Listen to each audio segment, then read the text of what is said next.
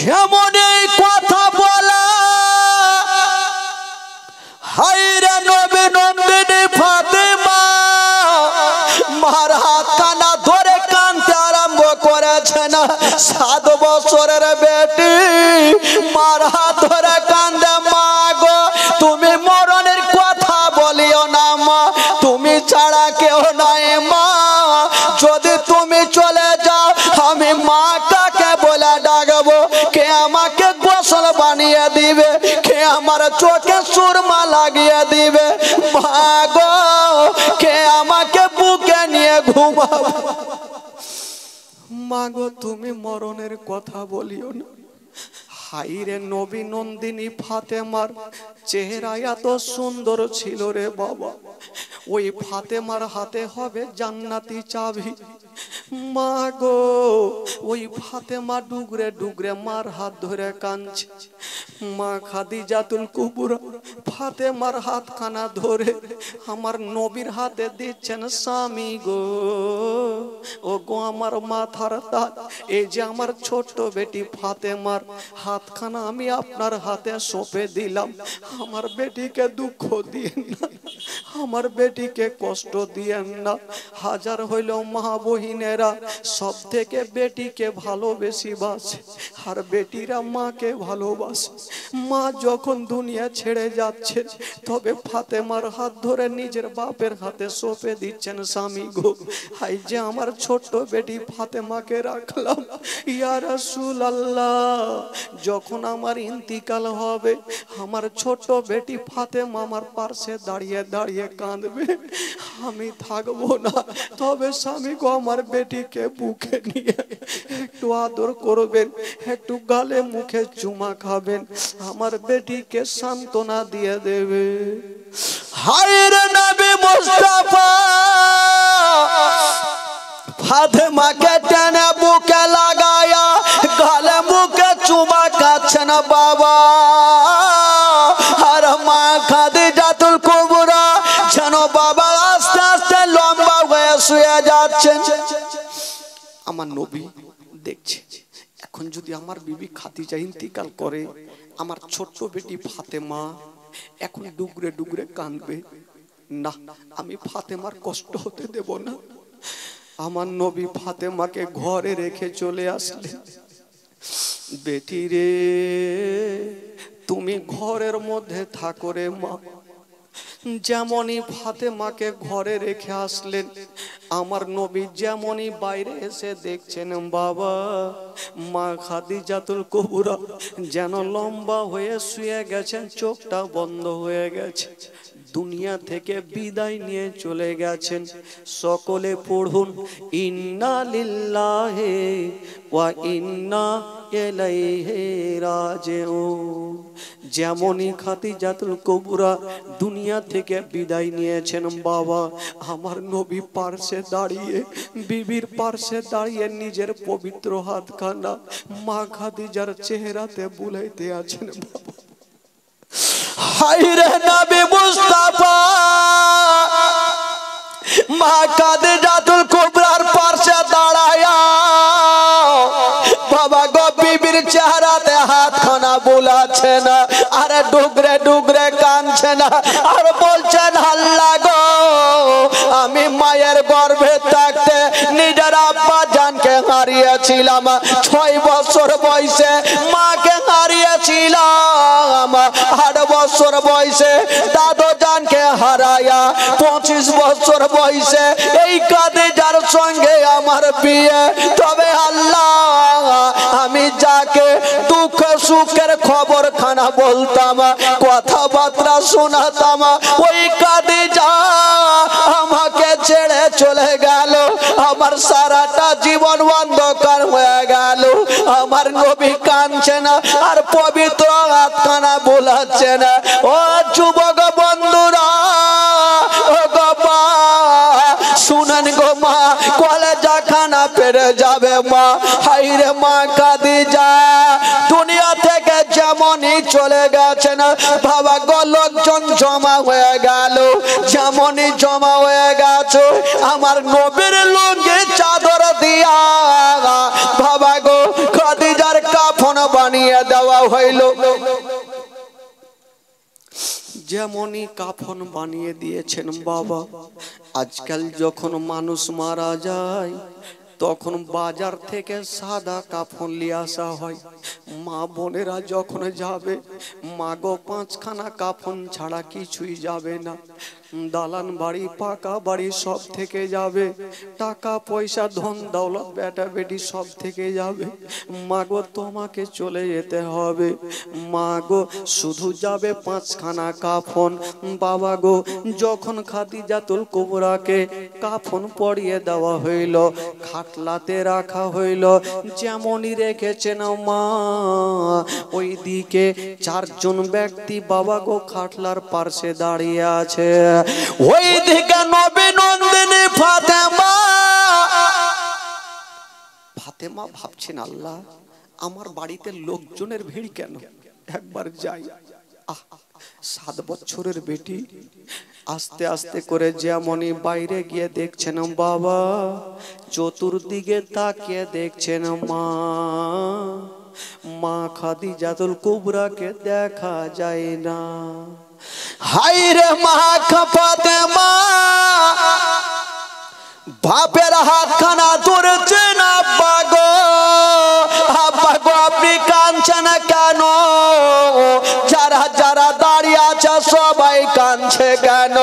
আব্বা গো আমার মা কোথায়, আমার মা কোথায় আছে গো আব্বা?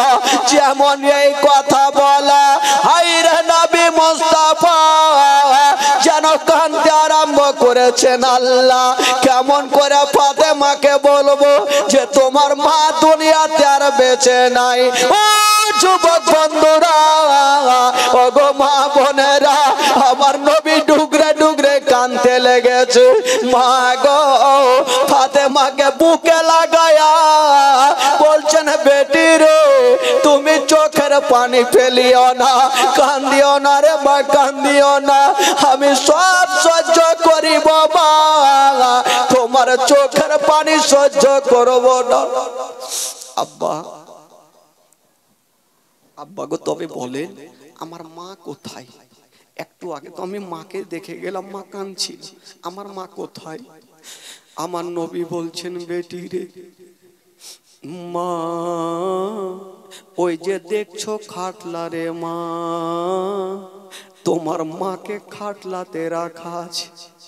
মা, ওরে বেটি রে তোমার মা এত দূরে চলে গেছে, আর কখনো তোমাকে বেটি বলে বুকে নিবে না।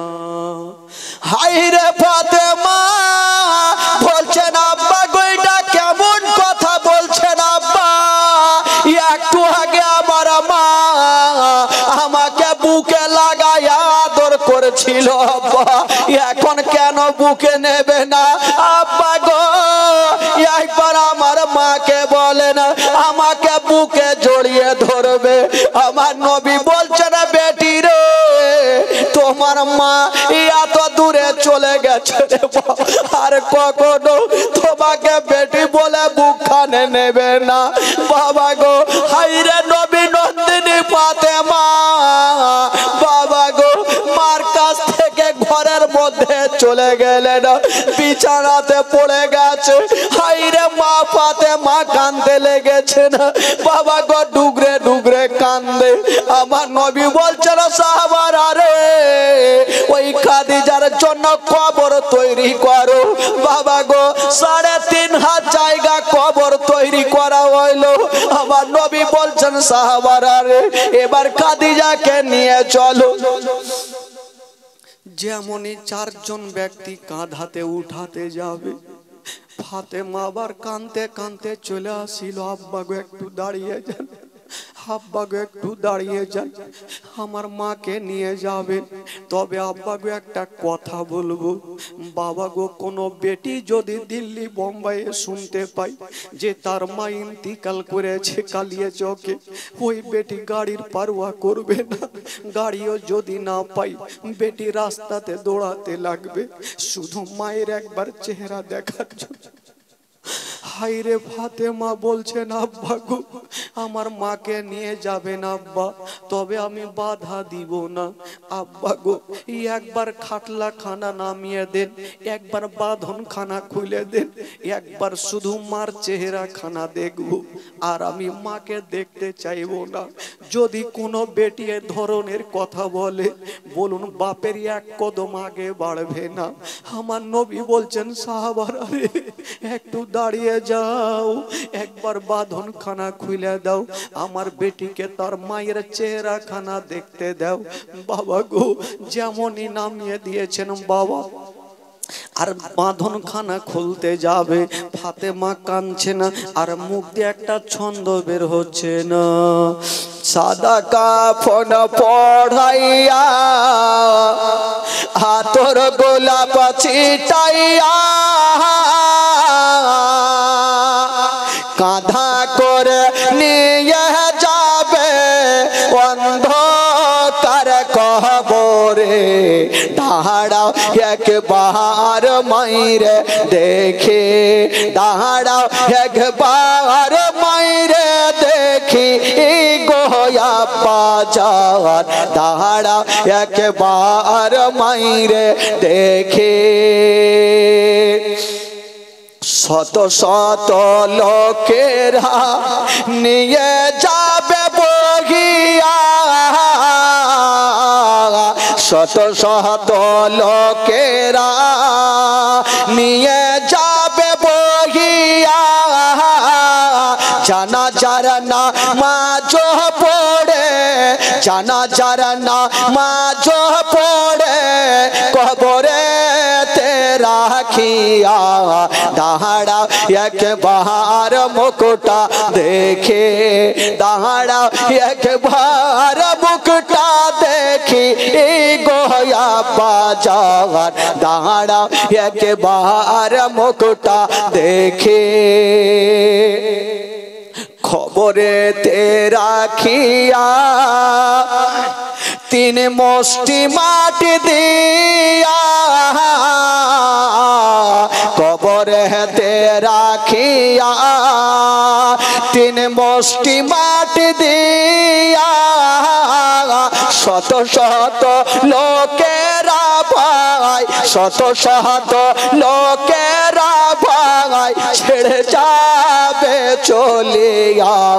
দাঁড়াও একবার মুকুটা দেখে, দাঁড়াও একবার মুকুটা দেখি গোয়া বাজার, দাঁড়াও একবার মুকুটা দেখে, দাঁড়াও একবার মুকুটা দেখি গোয়া বাজার, দাঁড়াও একবার। ফাতেমা বলছেন আব্বা গো একবার বাঁধন খানা খুলে দেন, শুধু একবার মার চেহারা দেখবার দেখতে চাইবো না। কোন বেটি যদি বাপের হাত ধরে বলে কোন বাপের এক কদম আগে বাড়বে না। আমার নবী বলছেন সাহাবারা রে একবার রেখে দাও খাদিজাকে, একবার বাঁধন খানা খুলে দাও, আমার ছোট বেটি ফাতেমাকে তার মার চেহারা খানা দেখতে দাও। বাবা গো যেমনই রেখে দিয়েছেন মা, হাইরে নবী নন্দিনী ফাতেমার সামনে বাঁধন খানা খুলেছেন। ছোট্ট 7 বছরের বেটি ফাতেমা মার চেহারা খানা দেখছেন, মা ডুবরে ডুবরে কাঁদছেন, মনে হচ্ছে মায়ের ওপরে ফাতেমা পড়ে যাবে। যেমনই পড়তে যাবে আমার নবী মুস্তাফা ফাতেমাকে টেনে বুকে লাগাইয়া, মা তুমি কান্দিও না, তোমার মাকে তুমি খুশি মনে বিদায় দাও, তোমার মাকে নিয়ে যাব। আব্বা কোথায় নিয়ে যাবেন আমার মাকে?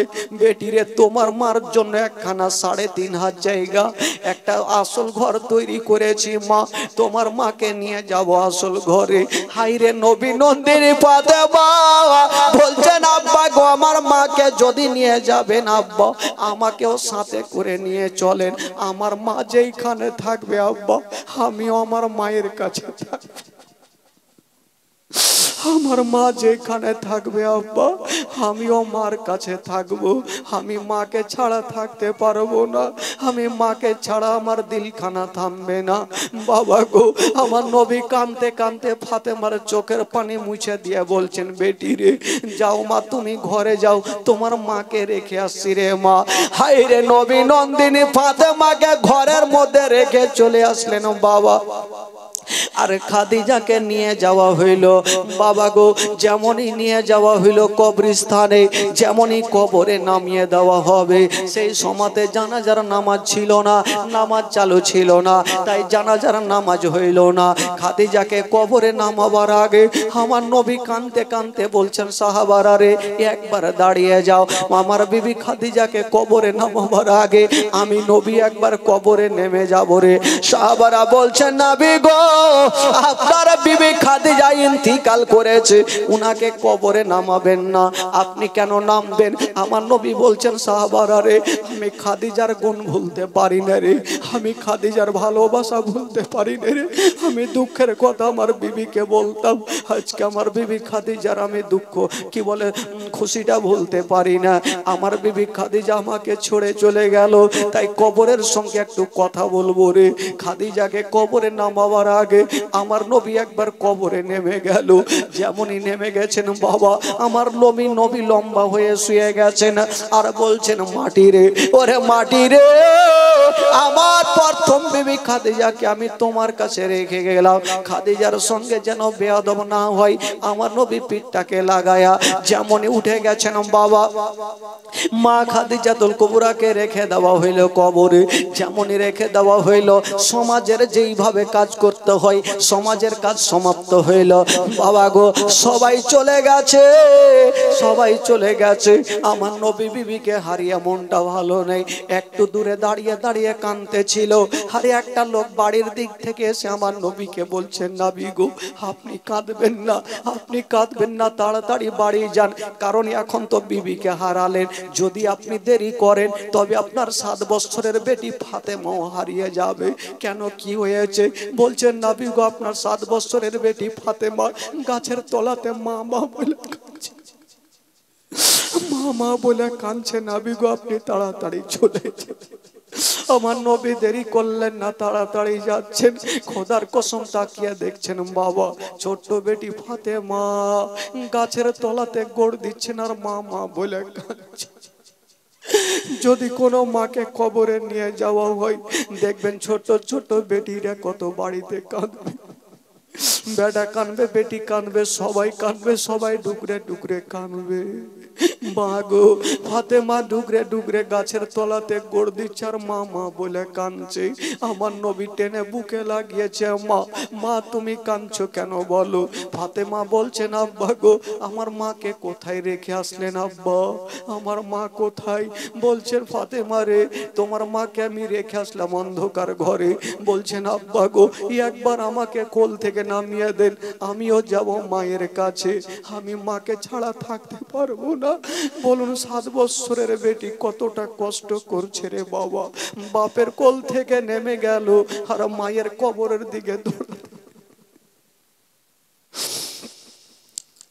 বাপের কবরের কোল থেকে নেমে গিয়া মার কবরের দিকে দৌড়াতে আরম্ভ করেছে। আমার নবী পিছন থেকে ফাতেমাকে ধরেছে আর বলছে, বেটিরে কোথায় যাবে? আব্বা গো আমাকে ছেড়ে দেন, আমি মার কাছে যাব, মাকে ছাড়া আমি থাকতে পারবো না আব্বা, আমি মার কাছে যাব। বলছে, বেটি রে তোমার মার সময় হয়ে গেছে। বলি, তোমার মা চলে গেছে, যখন আমারও তোমারও সময় হবে মা, তখন আমাদেরকেও চলে যেতে হবে। ফাতেমা বলছেন, আব্বা গো আমি ওইটা বুঝি না, আমি মাকে ছাড়া যে থাকতে পারবো না। এখন আবার মাত্র 7 বছর, এখন আমি মায়ের বুকে মাথাটা দিয়ে ঘুমাই, আবার মা যে চলে গেল, এখন আমি মা ছাড়া কেমন করে থাকবো, আমি কার বুকে মাথাটা দিয়ে ঘুমাবো? আমার নবী কাঁদছেন আর বলছেন, বেটি মা মা বলিও না, বাবা গো আমার নবী বলছেন মা মা বলিও না, মা মা বলো না, মা গো মা বলো না, মা মা বলো না, মা গো মা বলো না, মা মা বলো না, মা গো মা বলো না। মায়ের সেবা না করিলে, মায়ের সেবা না করিলে নেকে মিলবে না, মা মা বলো না, মা গো মা বলো না, মা মা বলো না, মা গো মা বলো না। মায়ের সেবা না করিলে, মায়ের সেবা না করিলে জান্নাত মিলবে না, মা মা বলো না, মা গো মা বলো না, মা মা বলো না, মা গো মা বলো না। ও গো আম্মা কোথায় গেলে আমারে ছাড়িয়া, ও গো আম্মা প্রাণে একাই আমার ভালো লাগবে না, ও গো আম্মা কোথায় গেলে আমারে ছাড়িয়া, ও গো আম্মা প্রাণে একাই আমার ভালো লাগবে না। ও গো আম্মা যেও না ছেড়ে, ও গো আম্মা যেও না ছেড়ে আমায় চলে মা মা বলো না, মা গো মা বলো না, মা মা বলো না, মা গো মা বলো না। মায়ের সেবা না করিলে, মায়ের সেবা না করিলে জান্নাত মিলবে না, মা মা বলো না, মা গো মা বলো। আমার নবী বলছেন বেটি মামা বইলা কান্দিও না। হাজার হইল ফাতেমা ছোট্ট বেটি 7 বছরের বেটি মাকে হারিয়েছে, কেমন করে দিলকে থামবে বাবা। এইদিকে ফাতেমা ডুগরে ডুগরে কাঁদছে। বাবা গো আমার নবী ফাতেমাকে সেদিন একটা কথা বলেছিলেন, আর যেমনই কথাটা বলতে নেই ফাতেমার চোখের পানি কারেন্টের মতো বন্ধ হয়ে গেল। কি বলেছিলেন বাবা গো? সেদিন আমার নবী বলেছিলেন বেটি রে, আজকে তুমি 7 বছর বয়সে তোমার মাকে হারিয়েছ, তুমি তো বাপের বুকে ঢুকে গেছো, কিন্তু বেটি আমার কথা কি তুমি জানো? আমি 6 বছর বয়সে যখন মাকে হারিয়েছিলাম আমি বাপের বুকে ঢুকতে পারি, আমি মাকে হারিয়ে দিলাম, তখন আমার 2 নয়নে বাপের কবরখানা দেখেছিলাম রে মা। ওরে বেটি ফাতেমা, আজকে তুমি 7 বছর বয়সে মাকে হারিয়েছো, তুমি বাপের কাছে সান্ত্বনা পাচ্ছ, কিন্তু যেদিন আমার মাকামে আবুয়াতে আমার মাকে হারিয়ে দিলাম সেদিন আমাকে সান্ত্বনা দেওয়ার কেউ ছিল না। সামনে দেখছি বাপের কবর রে মা, আর সামনে দেখছি আমার মা পড়ে আছে। বেটি রে বলো আমার কতটা কষ্ট হয়, যেমনই কথা বলতে নেই। 7 বছরের বেটি ফাতেমা ছোট্ট ছোট্ট হাতখানা দিয়া বাপের চোখের পানি খানা মুছে দিচ্ছেন। আব্বা আপনি কাঁদবেন না, আব্বা গো আপনি কাঁদবেন না, আমি সব সহ্য করিব আব্বা, কিন্তু আপনার চোখের পানি আমি দেখতে পারবো না। ছোট্ট বেটি নবী নন্দিনী ফাতেমা বাপের চোখের পানি মুছে দিচ্ছেন বাবা গো, আর তাকিয়ে তাকিয়ে মায়ের কবরখানা দেখছেন মা। বাবা গো আমার নবী বলছেন বেটি রে মা তুমি কান্দিও না, আজকে তোমার 7 বছর বয়স রে মা, তুমি আমার কাছে আছো, আমি তোমার দেখভাল করব রে মা। তবে বেটি রে তোমাকে একটা কথা বলি, যখন মানুষের সময় হয়ে যাবে তখন যখন সবাইকে দুনিয়াটা ছেড়ে যেতে হবে, তবে ফাতেমা বলছেন আব্বা গো আমি কেমন করে মাকে ছাড়া থাকবো আব্বা। বাবা গো, মা ফাতেমা একদিকে কান্দে, আমার নবী একদিকে কান্দে। ছোট্ট বেটি ফাতেমা বলছেন আব্বা আপনি কাঁদবেন না আব্বা, আপনি কাঁদবেন না, আমি সব সহ্য করব আব্বা, আপনার চোখের পানি দেখতে পারবো না, চলুন আব্বা একটু চলুন, আমার মায়ের জন্য একটু আল্লাহর কাছে দোয়া করি। ছোট্ট বেটি নবী নন্দিনী ফাতেমা বলছেন আব্বা চলুন একটু মার জন্য দোয়া করি। বাবা গো, ও মা বোনেরা, আমার নবী মুস্তাফা ফাতেমাকে নিয়ে গেলেন, দোয়া করছেন, আমার নবী দোয়া করছেন, আর ফাতেমা আমিন আমিন বলছেন। বাবা ওরে যুবকেরা, ও গো মা বোনেরা, এখান থেকে ফাতেমার দুঃখ শুরু হয়ে গেল। তবে বেরাদার বন্ধুরা, ও গো আমার মা বোনেরা, আমার নবী বিবিকে যখন হারিয়ে দিলেন, বাবা গো আমার নবীকে সান্ত্বনা দেওয়ার কেউ থাকলো না।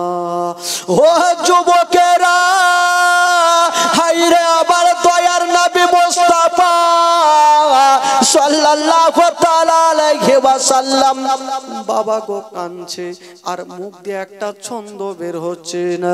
ইয়াতিম করে গেলে আব্বা আমারে ছেড়ে, ইয়াতিম করে গেলে আব্বা আমারে ছেড়ে, ও জানে সহে না সহে গো আব্বা আমারে জীবনে, জানে সহে না সহে গো আব্বা আমারে জীবনে, ইয়াতিম করে গেলে আব্বা আমারে ছেড়ে, ইয়াতিম করে গেলে আব্বা আমারে ছেড়ে,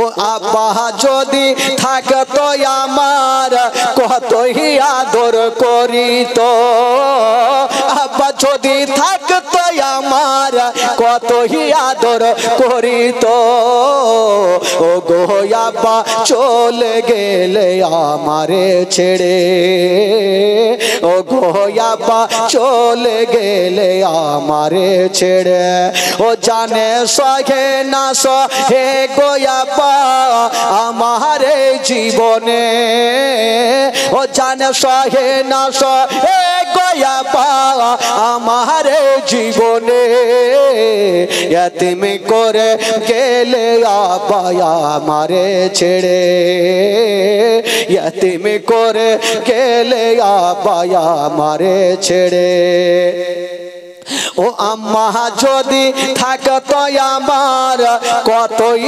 ভালোবাসিত, ও আম্মা যদি থাকতো আমার কতই ভালোবাসিত, ও গো আম্মা চলে গেলে আমারে ছেড়ে, ও গো আম্মা চলে গেলে আমারে ছেড়ে, ও জানে সহে না সহে গো আব্বা আমারে জীবনে, ও জানে সহে না সহে গো আব্বা আমারে জীবনে, ইয়াতিম করে গেলে আব্বা আমারে ছেড়ে, ইয়াতিম করে গেলে আব্বা আমারে ছেড়ে, ইয়াতিম করে গেলে আব্বা আমারে ছেড়ে।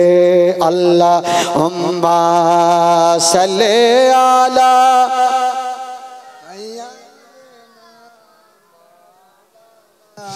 মুহাম্মদ ওয়া আলা আলি সাইয়্যিদিনা মাওলানা মুহাম্মদ। আল্লাহুম্মা সাল্লি আলা সাইয়্যিদিনা মাওলানা মুহাম্মদ ওয়া আলা আলি সাইয়্যিদিনা ওয়া আলা আলি সাইয়্যিদিনা মাওলানা মুহাম্মদ সাল্লাল্লাহু তাআলা আলাইহি ওয়াসাল্লাম।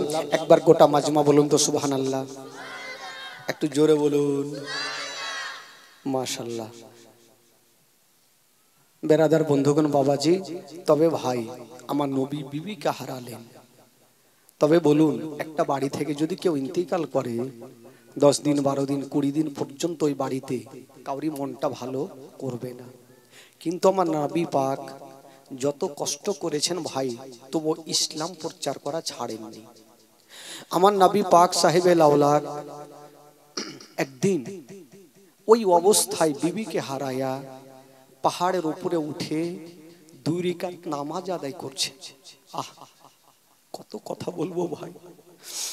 যেমনই নামাজ আদায় করছেন, বাবার নামাজের অবস্থায় আমার নবী দাঁড়িয়ে আছেন।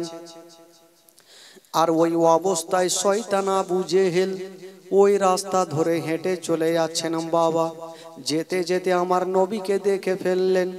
আমার নবী 2 রাকাত নামাজ পড়ছেন। ওই আবু জেহেল মনে মনে চিন্তা করলো, আজকে নবী নামাজ পড়ে, এই অবস্থায় যদি নবীকে পাথর মেরে দিই তবে নবী আর দুনিয়াতে থাকবে না, আমি মেরে চলে যাব, কেউ আমাকে দেখতে পাবে না। তবে নবী কোনো অন্যায় করেনি রে বাবা, নবী কোনো কি বলে কোনো খারাপ কাজ করে নাই। বিবিকে হারাইয়া আমার নবী দুঃখে দুঃখিত হইয়া নামাজ আদায় করছেন। আর আবু জেহেল শয়তান একখানা শক্ত পাথর নিয়েছেন। বাবা যেমনই পাথর নিয়েছেন মা, ওই পাথর কানা নেয়া আমার নবীর কাছাকাছি হচ্ছে না বাবা। কিন্তু যেমনই পাথর খানা চালাতে যাবে, আবু জেহেল আবার মনে মনে ভাবছে, নবী তো আমার কোনো অন্যায় করেনি, নবী তো আমার কোনো খারাপ করেনি, তবে নবীকে কেমন কেমন করে পাথর মারবো, বেঅন্যায় কেমন করে মারবো। শয়তান হাজির হয়ে গেল আবু জেহেল। এরকম সুযোগ পাওয়া যাবে না, এরকম সুযোগ পাবে না, তুমি এক্ষুনি পাথর মেরে দাও, তবে নবী দুনিয়া থেকে বিদায় নিয়ে চলে যাবে। বাবা গো, না থাকবে বাঁশ, না বাজবে বাঁশরি, যদি তুমি নবীকে মেরে দাও তবে ইসলাম মুছে যাবে, আমাদের ধর্ম চালু থাকবে। হায় রে আবু জেহেল বাবা গো চিন্তা করলো, আজকে যেমন করে হোক না কেন আমি নবীকে পাথর মেরে দিব। বাবা গো শক্ত লম্বা পাথর খানা নিয়ে আমার নবীর কাছাকাছি হইল। যেমনই কাছাকাছি হইল মা, ওই পাথর খানা আমার নবীর দিকে নিশানা করে এত জোরে চালিয়ে দিয়েছে বাবা, এত জোরে চালিয়ে দিয়েছে, ওই পাথর খানা গিয়ে লাগবি তো লাগ, আমার নবীর হাতে লাগলো না, পায়ে লাগলো না, পেটে লাগলো না, ওই পাথরখানা সোজা গিয়া আমার নবী মুস্তাফার যেন বাবা কপালে লেগে গেল। যেমনই কপালে লেগে গেছে আমার নবীর কপাল ফেটে গেল, আর মা বলে যেন জমিনে পড়ে গেল। যেমনই মা বলে জমিনে পড়ে গেছে বাবা, সঙ্গে সঙ্গে মায়ের কথা স্মরণ হয়ে গেল। মা বলে জমিনে পড়তে নাই, মার কথা স্মরণ হইল। আজকে যদি আমার মা থাকতো তবে আমার কাটা জায়গাতে কাপড় পরিয়ে লাগাতো, আমার আব্বা যদি থাকতো তবে আমাকে নিয়ে ডক্টরের বাড়ি যেত, আমার বিবি নাই যে আমাকে সান্ত্বনা দেবে। আল্লাহ গো, আমার দুনিয়াতে কেউ নেই, আমার নবী কাঁদছে আর মাটিতে গড়াগড়ি দেয় আর কপাল দিয়ে ঝরঝর করে রক্ত ঝরে। আমার নবী বলছেন, আল্লাহ গো, এখন যদি আমি বাড়ি যাই তবে আমার মা নেই, বাবা নেই, আমাকে কে বুকখানে জড়িয়ে ধরবে, আমার চাচা আমাকে কষ্ট দিয়েছে, আল্লাহ গো আমি কেমন করব। আমার নবী মুস্তাফা ওই রক্তাক্ত অবস্থায় বাবা গো 1 পা 2 পা করে বাড়ির দিকে গেলেন না। কোথায় যাবেন যুবকেরা রে, আমি মাওলানা তাফাজ্জল, কেউ যদি আমাকে কষ্ট দেয় আমি কোথাও যাব না, সাথে সাথে বাড়ি পৌঁছে যাব। মা যদি দেখে আমার মনের অবস্থা ভালো নেই, মা বুকখানে মাথায় হাত দিয়ে সান্ত্বনা দেবে, বেটারে চিন্তা করো না, মা যারা নাই তার দুনিয়াতে কিছুই নাই। বাবা গো, পৃথিবীতে মার মতন কেউ হবে না। ওরে যুবকেরা রে, আমার নবী চিন্তা করছেন আমার মা নাই বাবা নাই, আমি আর বাড়ি যাব না। কোথায় যাবেন আমার নবী? এক পা দুই পা করে আমার নবী কাবা ঘরে চলে গেছেন বাবা। যেমনই কাবা ঘরে যেতে নাই আমার নবী সিজদাতে পড়ে গেছেন, আর কপাল দিয়ে যেন টস টস করে রক্ত ঝরছে। তবে আমার নবীর যখন কেউ নাই, বেরাদার বন্ধুরা, নবী সিজদাতে পড়ে আছেন। তবে বাবা গো, যেই সমাতে ওই জঙ্গলে পাহাড়ের ওপরে আবু জেহেল আমার নবীকে পাথরখানা মেরেছিল, আমার নবীর একটা চাচি আম্মা, যার নাম হলো বাবা গো, যিনি হলো আমিরে হামজার বিবি, উনি দেখছেন আমার ভাতিজাকে পাথর মেরেছে। বাবা গো, ঘরের কোনাতে বৈশাখ কান্দে, আল্লাহ আজকে যদি আমার বেটাকে কেউ পাথর মারি আমি মা সহিতে পারবো না। আমার ভাতিজার মা নেই বাবা নেই, বলি আমার ভাতিজাকে পাথর মেরেছে, তার এতটা চাচা থাকতে বদলা নিতে পারে না। কানতে ছিল আর আমি রাঙাম জাতির ধনুক নিয়া যেমনই বাড়িতে যাচ্ছেন বাবা, দেখছেন বিবির চোখে পানি। বললো, বিবি রে, কে তোমাকে মেরেছে বলো? বিবি বলছেন, স্বামী গো, ও গো আমার মাথার তাজা, আমাকে কেউ মারে না, আমাকে কেউ দুঃখ দেয় না, তবে বিবি তুমি কাঁদছো কেন বলো? বলছেন, স্বামী গো, আপনার ভাতিজাকে এত জোরে আবু জেহেল মেরেছে, আপনার ভাতিজার কপাল ফাটিয়ে দিয়েছে, আর এতটা চাচা থাকতে আপনারা বদলা দিতে পারলেন না। এই কথা বলতে নাই আমিরা হামজা তখন বলেছিল, ও বিবি শুনে নাও, আমি অতক্ষণ পর্যন্ত বাড়ি আসবো না, আমি যতক্ষণ পর্যন্ত আবু জেহেলের কপ মাথা না ফাটিয়ে দেব। বাবা গো, হাতে ছিল তীরখানা, নিয়ে বেরিয়ে গেল আবু জেহেলকে মারার জন্য। তবে বাবা গো, ওইদিকে আবু জেহেল আমার নবীকে মেরে যাওয়ার পরে বাবা নিজের লোকজনকে নিয়ে আলোচনা করছে, আজকে নবীকে এত জোরে মেরেছি, নবী আর ইসলাম প্রচার করবে না। কথা চলছে বাবা, কথা চলছে, আর আমিরে হামজা সেখানে হাজির হয়ে গেল। তবে আমিরে হামজার এত শক্তি ছিল রে বাবা, 10টা লোক যদি সামনে থাকতো তবে তাকে পারতো না, এত পাহুলমান ছিল নবীর চাচা। এবার আমিরে হামজাকে দেখে সবাই চুপ করে দাঁড়িয়ে গেল। আমিরে হামজা বলছেন, আচ্ছা বলো, আমার ভাতিজাকে কেটা মেরেছো? কেউ কোনো কথা বলে না। লাস্টে আবু জেহেল বলল, আমি মেরেছি।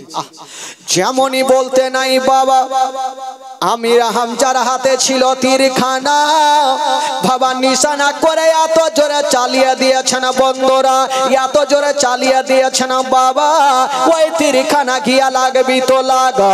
বাবা গো, আবু জেহেলের হাতে লাগলো না, পায়ে লাগলো না, পেটে লাগলো না, ওই তীরখানা গিয়া আবু জেহেলের যেন বাবা মাথায় লেগে গেল, মাথা ফেটে গেল।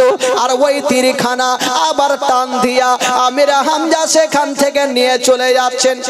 তো আবু জেহেলের লোকজন বলছেন, ওগো আমার মালিক, আপনাকে মেরে যাবে, আমরা চুপচাপ দেখবো, আপনি একবার হুকুম দিন, আমিরে হামজার মাথাটা কেটে আপনার কদমে ফেলবো। বললো, না, মারছে মারতে দাও। বললো, কেন?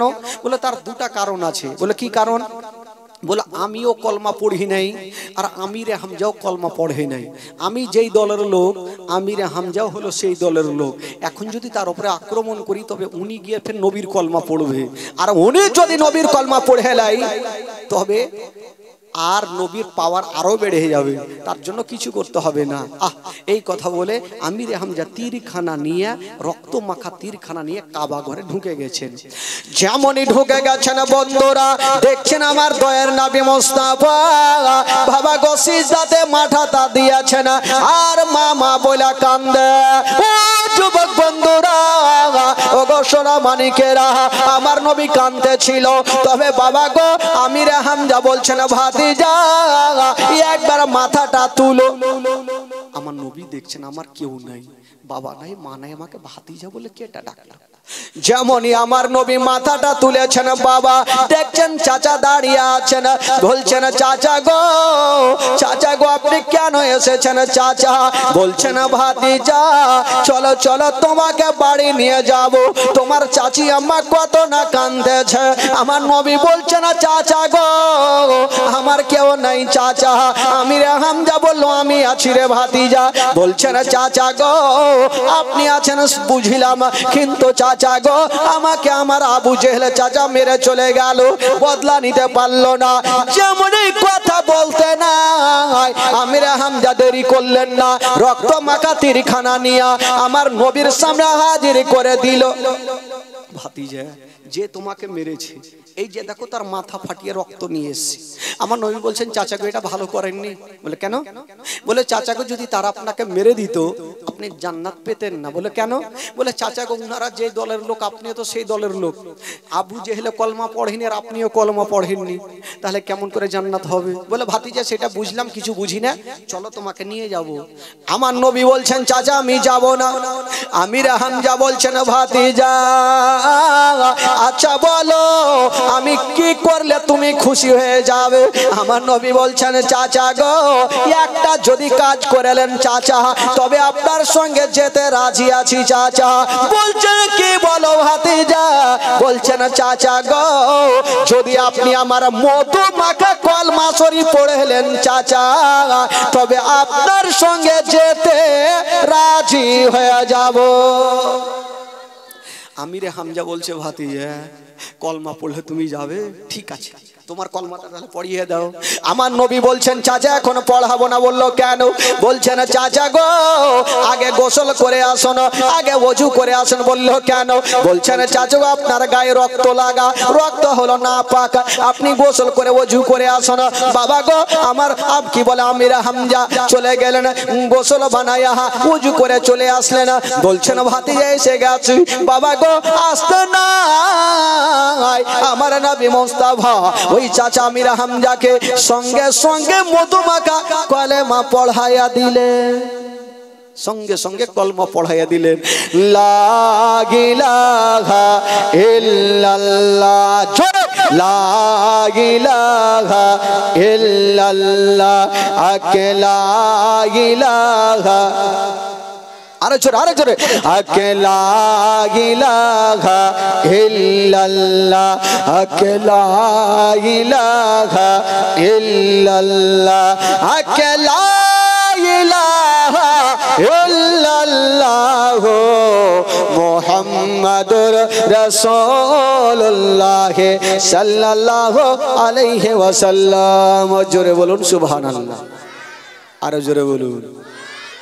আবু জেহেল যত অত্যাচার করেছেন আমার নবী তত লোকজনকে কলমা পড়িয়েছেন। জোরে বলুন সুবহানাল্লাহ। তো আবু জেহেল যখন বেটাগুলাকে পারলো না তখন বেটিগুলার পিছনে লাগলো। আর ভালো করে জানেন আমার মা বোনেরা সব থেকে হয়েছে মোটা বুদ্ধে, খালা রাগিয়েন না ফের, হ্যাঁ সব থেকে মোটা হুঁশ হলে ওরা, বুদ্ধি কম। কারণ আপনাদের এলাকায় ভালো আছে। আচ্ছা আপনারা এলাকায় স্বামী স্ত্রীতে মনে হয় ঝগড়া হয়। আচ্ছা এখানে যারা বৈশা আছেন যারা নেশা পানি করেন একটু হাত তুলে দেখান তো ভাই, কেউ আছে এটা খাওয়ার কেউ আছে? একটু তুলেন না, কি আছে লজ্জার কি আছে? খাই মানে খাই। আগে মা আগে কত ভালো গ্রামে এসছিরে, কেউ নেই। খালাগে তেল লোক জানে হ্যাঁ কো খাহাগে বলতো, আমার মা বোনেরা জানে কে খাইছে। তবে যারা খাইছে ভাই ওরা সবই ঠিক আছে, বিবির সামনে এই করবে, যখন পুলিশ যদি দেখালে ওরা কিন্তু নিশা কেটে যাবে। একটা লোক জানেন ফুল পেট খাইয়েছে ভাই, একদম ফুল পেট খাইয়েছে আর রাস্তা ধরে এই চলছে, চলে আসছে মাঠে, কোনো বাড়ি নাই ঘর নাই, মাঠ চলে আসছে আর এই দিক থেকে একটা পুলিশের গাড়ি কিন্তু চলে যাচ্ছে। এবার ওই লোকটা মাতাল দেখলো পুলিশের গাড়ি যদি আমাকে ধরে লাই তবে পাছাতে লাদ না মারবে।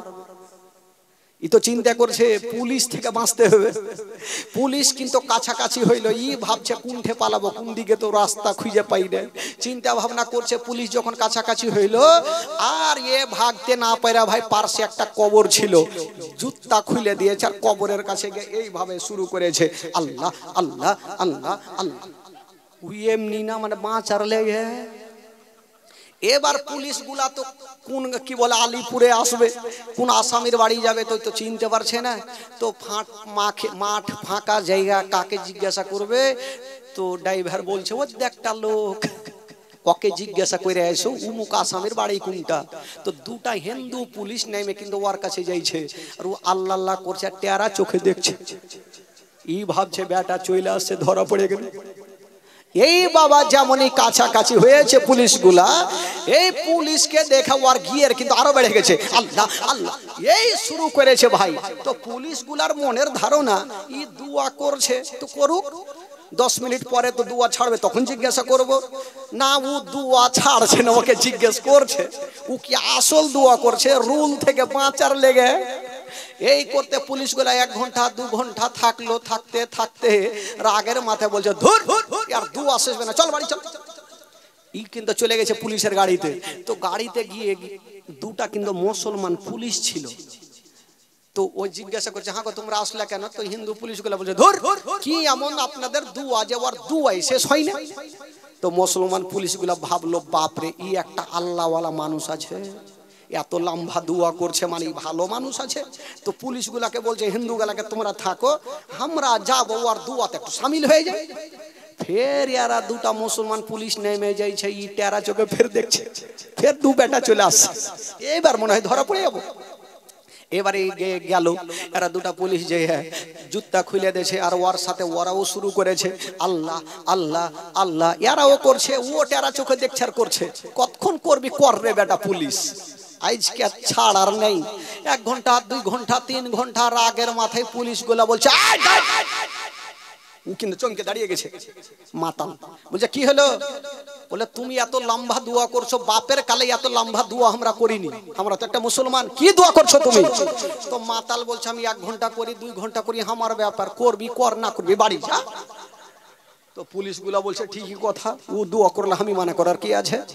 তো পুলিশগুলা লক্ষ্য করে দেখছে ওই একটা ছোট্ট বাচ্চার কবরের সামনে কাঁদছে, আর আশেপাশে কোনো কবর নেই। তোকে জিজ্ঞাসা করছে তুই যে কাঁদছিস দোয়া করছিস তো তোর কে মারা গেছে? বলছে আমার বাপ মরেছে।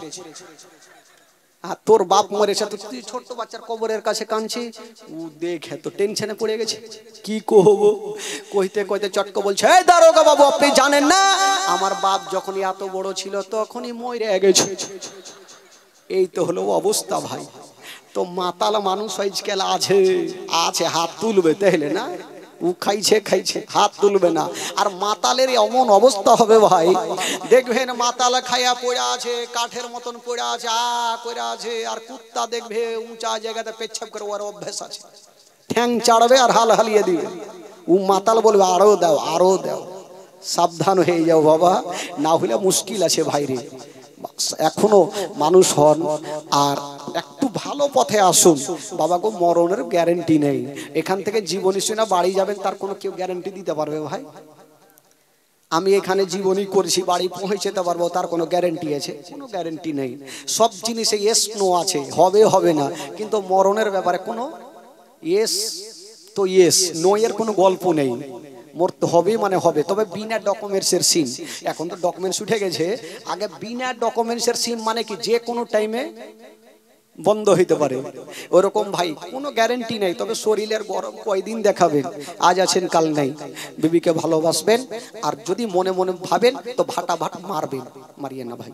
খবরদার একটু ভালো পথে চলুন, বিবিকে ভালোবাসুন আর নবী পাককে ভালোবাসুন আর ভালো পথে চলুন। বেরাদার বন্ধুগণ বাবাজি আমার ভাইরা, তবে শুনুন আবু জেহেল যখন দেখলো যে বেটাগুলাকে পারে না তো বেটিগুলোর পিছনে লাগলো। কি করছে জানেন? গ্রামে গ্রামে ঢোল দিতে লাগলো যে নবীর কথা শুনিও না, নবীর কথাই পড়িও না, নবীর কথায় জাদু আছে, নবীর কথায় মিষ্টি আছে। তো কে শুনবে? শুনলে ওরা শুনবে। তো ওদের মধ্যে কিছু মা বহিনেরা চিন্তা করলে যে না এই গ্রামে থাকবো না নবীর সাথে দেখা হইবে। এই বাবা সব নিজের আত্মীয় স্বজনের বাড়ি ভাগতে লাগলো। তো একটা বুড়ি বয়স্ক মা এই বড় পুটলি লিয়েছে ভাই, লিয়ে যেতে পারে না, বেচারা গাছের তলাতে বসে বসে কাঁদছে আর চিন্তা করছে কোন নবীর কথাতে জাদু আছে মিষ্টি আছে যে আমাকে এত কষ্ট করে ভাগতে হয়েছে। ই বসে বসে কাঁদছে বাবা, আর ওই রাস্তা দিয়ে আমার দয়ার নবী মোস্তাফা চলে যাচ্ছেন। জোরে বলুন সুবহানাল্লাহ। বুড়ি কিন্তু চিনহে না যে এটাই নবী আছে। তো আমার নবী জিজ্ঞাসা করছেন, মা, বলে কি হলো বেটা? বলছে, মা তুমি কাঁদছো কেন? বলে, বেটা বলিও না তো, মন মেজাজ ভালো নেই। বলে, কি হয়েছে? বলে, শুনেছি এই গ্রামে একটা নবী এসছে, তার কথায় জাদু আছে, মিষ্টি আছে, তার জন্য ভয় ভাগছি। আমার নবী বুঝে গেল এ বুড়ি আমার লেগি ভাগছে। আজকাল যদি কেউ কাউরি লেগে ভাগে আর ফারাক্কাতে দেখায় তোকে ব্রিজ থেকে ফেলবে না ভাই। তো আমার নবী হচ্ছে রাহমাতুল লিল আলামিন।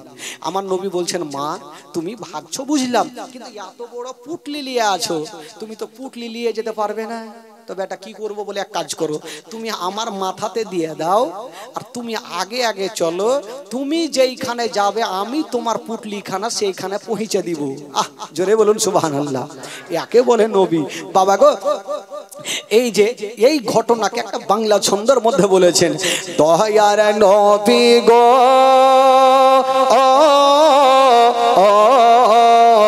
কোন দেশেতে আছেন জাগিয়া, দয়ার রাসূল গো কেন গেলে দুনিয়ায় ছাড়িয়া? একদিন বসে একটি বুড়ি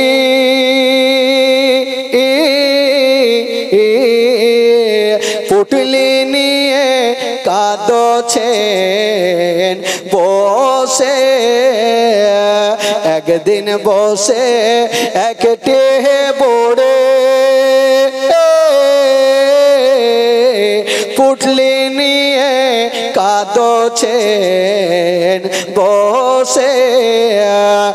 দয়ার নবী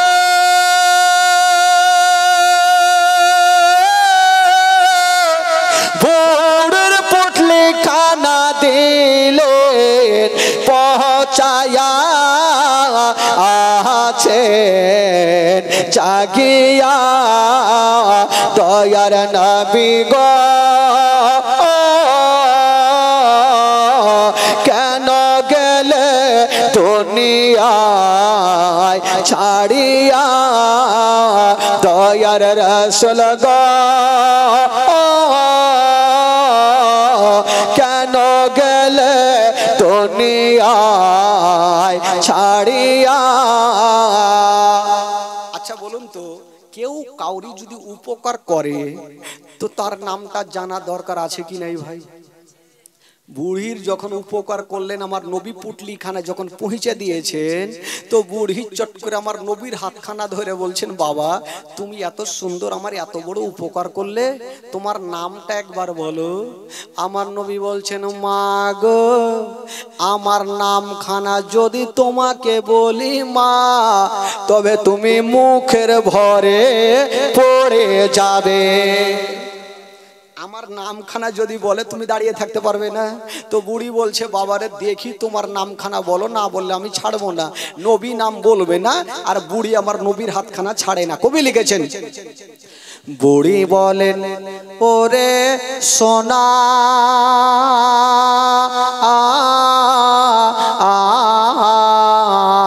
তোমার নামটি আমায় বলো না। বুড়ি বলেন ওরে সোনা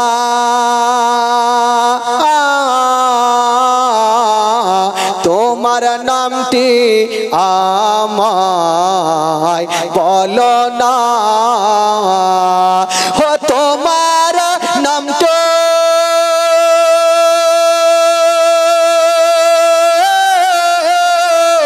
না বলিলে আমি তোমায় ছাড়ব না। আছেন জাগিয়া দয়ার নবী গো কেন গেলে দুনিয়ায় ছাড়িয়া? দয়ার রাসূল গো কেন গেলে দুনিয়ায় ছাড়িয়া? আমার নবী বলছেন, বলছেন মাগো বলবো না, আর বুড়ি না বলছেন বাবা আমি নাম না বলে আমি ছাড়বো না। আমার নবী বলছেন ঠিক আছে মা, যখন তুমি বলছো আমি নামখানা বলছি, তবে তুমি একটু শক্ত করে দাঁড়িয়ে থাকো। বুড়ি বলছে দেখি রে বাবা তোমার নামখানা শক্ত আছে কত, একবার দেখেইলি। আমার নবী নিজের পরিচয় খানা বুড়িকে দিচ্ছেন, কি বলে শুনুন। নবী বলেন ও গো মাতা,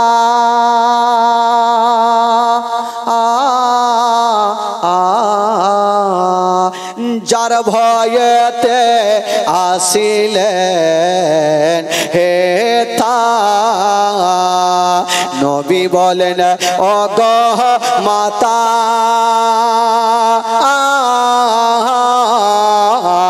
যার ভয়েতে আসিলেন হেতা। ও সে যে আমি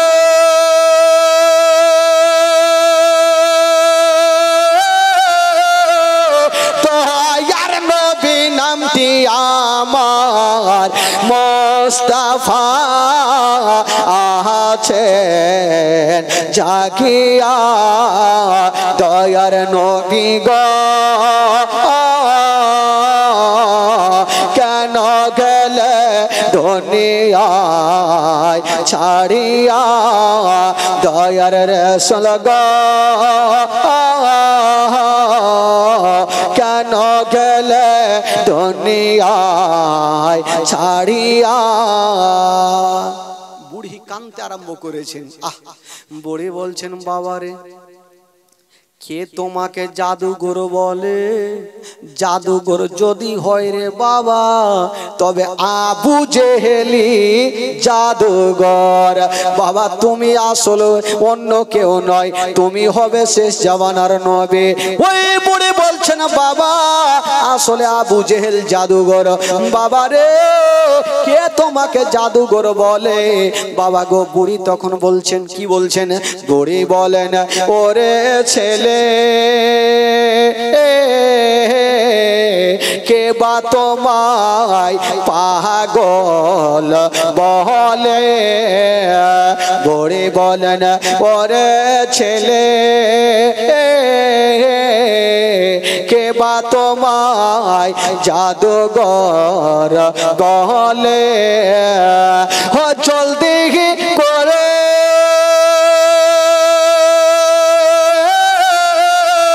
তোমার কলমা শরীফ দাও না, আমায় পড়াইয়া আছেন জাগিয়া, দয়ার নবী গো কেন গেলে দুনিয়ায় ছাড়িয়া, দয়ার রাসূল গো কেন গেলে দুনিয়ায় ছাড়িয়া। আমার দয়ার নবী মুস্তাফা যেমন নিজের পরিচয় খানা দিয়েছেন, বুড়ি বলছেন বাবা রে কে তোমাকে জাদুঘর বলে? ও বাবা রে জাদুঘর যদি হয় তাহলে আবু জেহেল জাদুঘর, তুমি জাদুঘর হতে পারো না বাবা, হবে তুমি শেষ জামানার নবী।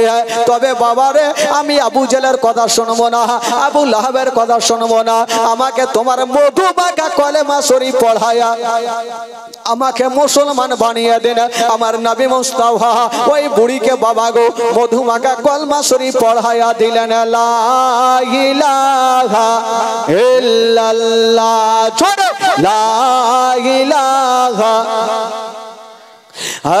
লা ইলাহা ইল্লাল্লাহ, লা ইলাহা ইল্লাল্লাহ, লা ইলাহা ইল্লাল্লাহ, মুহাম্মাদুর রাসূলুল্লাহ সাল্লাল্লাহু আলাইহি ওয়াসাল্লাম। আল্লাহুম্মা সাল্লি আলা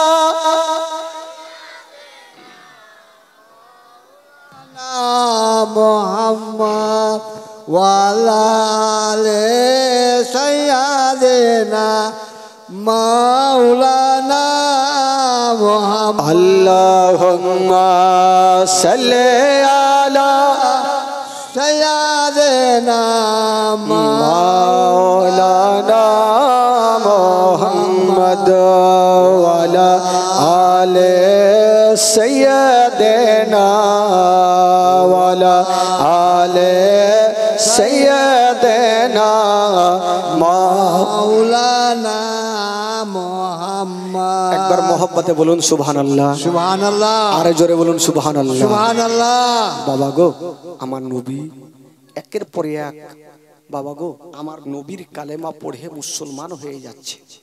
তবে ভাই, একদিন আমার দয়ার নবী মুস্তাফাকে আবু জেহেল একটা মিটিং বসালো। কি জানেন? যে নবীকে মারার জন্য। আবু জেহেল চিন্তা করলো এই করে যদি নবী ইসলাম প্রচার করে তবে আমাদের ধর্ম বাতিল হয়ে যাবে, ইসলাম ধর্ম চালু হয়ে যাবে, তো নবীকে কেমন করে মারবো। তো আবু জেহেল উনার একটা বন্ধুকে চিঠি লিখলো, ইয়ামান দেশের বন্ধু, চিঠি লিখলো ইয়ামান দেশের বন্ধু। সে বাদশাকে চিঠি লিখলো, ওগো বাদশা, ওগো আমার বন্ধু, তুমি দেরি করো না, যদি আমাদের ধর্মকে বাঁচাতে চাও তবে তুমি তাড়াতাড়ি করে চলে আসো মক্কা নগর, আর যদি না আসো তবে আমাদের ধর্ম গেল। কারণ এই মক্কা নগরে একজন নবী বলেছে, নবী হয়েছে, নিজেকে নবী বলে দাবি করছে, তুমি আসো। এই চিঠি যেমনই ইয়ামান দেশের বাদশা পেতে নাই, তার রাগ কিন্তু একদম বাবা মাথায় উঠে গেল। আমাদের ধর্মকে বাতিল করে, ঠিক আছে, নবীকার জিন্দা রাখবো না। ওই ইয়ামান দেশের বাদশা একখানা হাতে তরবারি নিয়া বাবা গো পৌঁছা গেলেন বাবা মক্কা নগরে। তবে আবু জেহেল তার বন্ধু যখন আসছে তো বন্ধুর জন্য ভালো মন্দ বিরিয়ানি রান্না করে রেখেছি, যে বন্ধু আসছে আর ওইদিকে নবীর মাথা কেটে নিয়ে আসবে, দোনো বন্ধু বসে বিরিয়ানি খাবো। তোর বিরিয়ানির স্বপ্নই থেকে যাবে ভাই, যতই তুই চেষ্টা কর নবীকে মারতে পারবি না। শয়তানের কাজ হইল হালাকান করা। বাবা গো, এই কথা বলতে নেই, এমন দেশের বাদশা আবু জেহেলের কাছে হাজির। ও আবু জেহেল, বলো কি হয়েছে? তো আবু জেহেল বলল, ওগো আমার বন্ধু, আমার একজন ভাতিজা, গেরামো ভাতিজা, আমার নবীর আপন চাচা ছিল না আবু জেহেল, গেরামো চাচা। তো আবু জেহেল বলল, আমার একটা কি বলে নবী নাকি দুনিয়াতে এসছে, নিজেকে নবী বলে দাবি করে, আর তাকে সবাই সত্যবাদী বলে জানে, উনি আমাদের ধর্মকে বাতিল করে ইসলাম ধর্ম চালু করছে। ইয়ামান দেশের বাদশা রাগ, এত রাগে খুলছে যে এই যে তরবারি নিয়ে গেলাম, যতক্ষণ পর্যন্ত নবীর মাথা কাটবো না আমি বাড়ি ঘুরবো না। তবে আবু জেহেল বুঝে গেল আর নবী বাঁচবে না, এবার আমার বন্ধু যাচ্ছে ইয়ামান দেশের বাদশা। তবে ইয়ামান দেশের বাদশা আস্তে আস্তে করে যেতে যেতে চিন্তা করলেন, বাদশা যারা হয় তারা একটু চতুর চালাক হয়, কারণ বাদশারা চতুর চালাকই থাকে। তো ওই বাদশা চিন্তা ভাবনা করছেন যে যখন নিজেকে ও নবী দাবি করছে, আমি তাকে ডাইরেক্ট মারবো না, আগে তাকে কয়েকটা প্রশ্ন জিজ্ঞাসা করব, যদি উত্তর দিতে পারে তবে ঠিক আছে, যদি না পারে তবে জিন্দা রাখবো না। ওই ইয়ামান দেশের বাদশা এক পা দুই পা করে আমার নবীর সামনে হাজির হয়ে গেল, বলছেন, ও গো আলামিন, আমি এসেছি ইয়ামান শহর থেকে, ইয়ামান দেশ থেকে, আজকে তোমাকে একটা কথা বলবো। বললো, কি কথা? বলছে, আচ্ছা শুনেছি তুমি নাকি সত্যিকার আল্লাহর নবী। বলে, হ্যাঁ সত্যি শুনেছেন। তো যদি নবী হয় তাহলে নবীর কথা তো সবাই শুনবে। বলে, হ্যাঁ শুনবে। তবে এক কাজ করো, তুমি আসমানের চন্দ্রকে যদি দুই খণ্ড করে দেখাতে পারো তবে আমি কথা দিলাম তোমার মাথা কাটবো না, তোমার কদমে পড়ে তোমার কালেমা পড়ে মুসলমান হয়ে যাব। তো আচ্ছা বলুন তো ভাই, আমার নবীর পাওয়ার আছে কি নাই? আসমানের চন্দ্র দুই খণ্ড করতে পারবে কি পারবে না? জোরে বলুন, পারবে কি পারবে না? আমার নবী সব পারবে বেরাদার। ওই আমার দেশের বাদশা বলে, যদি আপনি আসমানের চন্দ্রকে দুই খণ্ড করতে পারেন তাহলে আপনার কলমা পড়ে মুসলমান হয়ে যাব। এই কথা যেমনই বলতে নাই, আমার আল্লাহ বলছেন, নবী গো, তোমার কাজ হলো ইশারা করা, আর আমার কাজ হলো তোমার কামটাকে পূরণ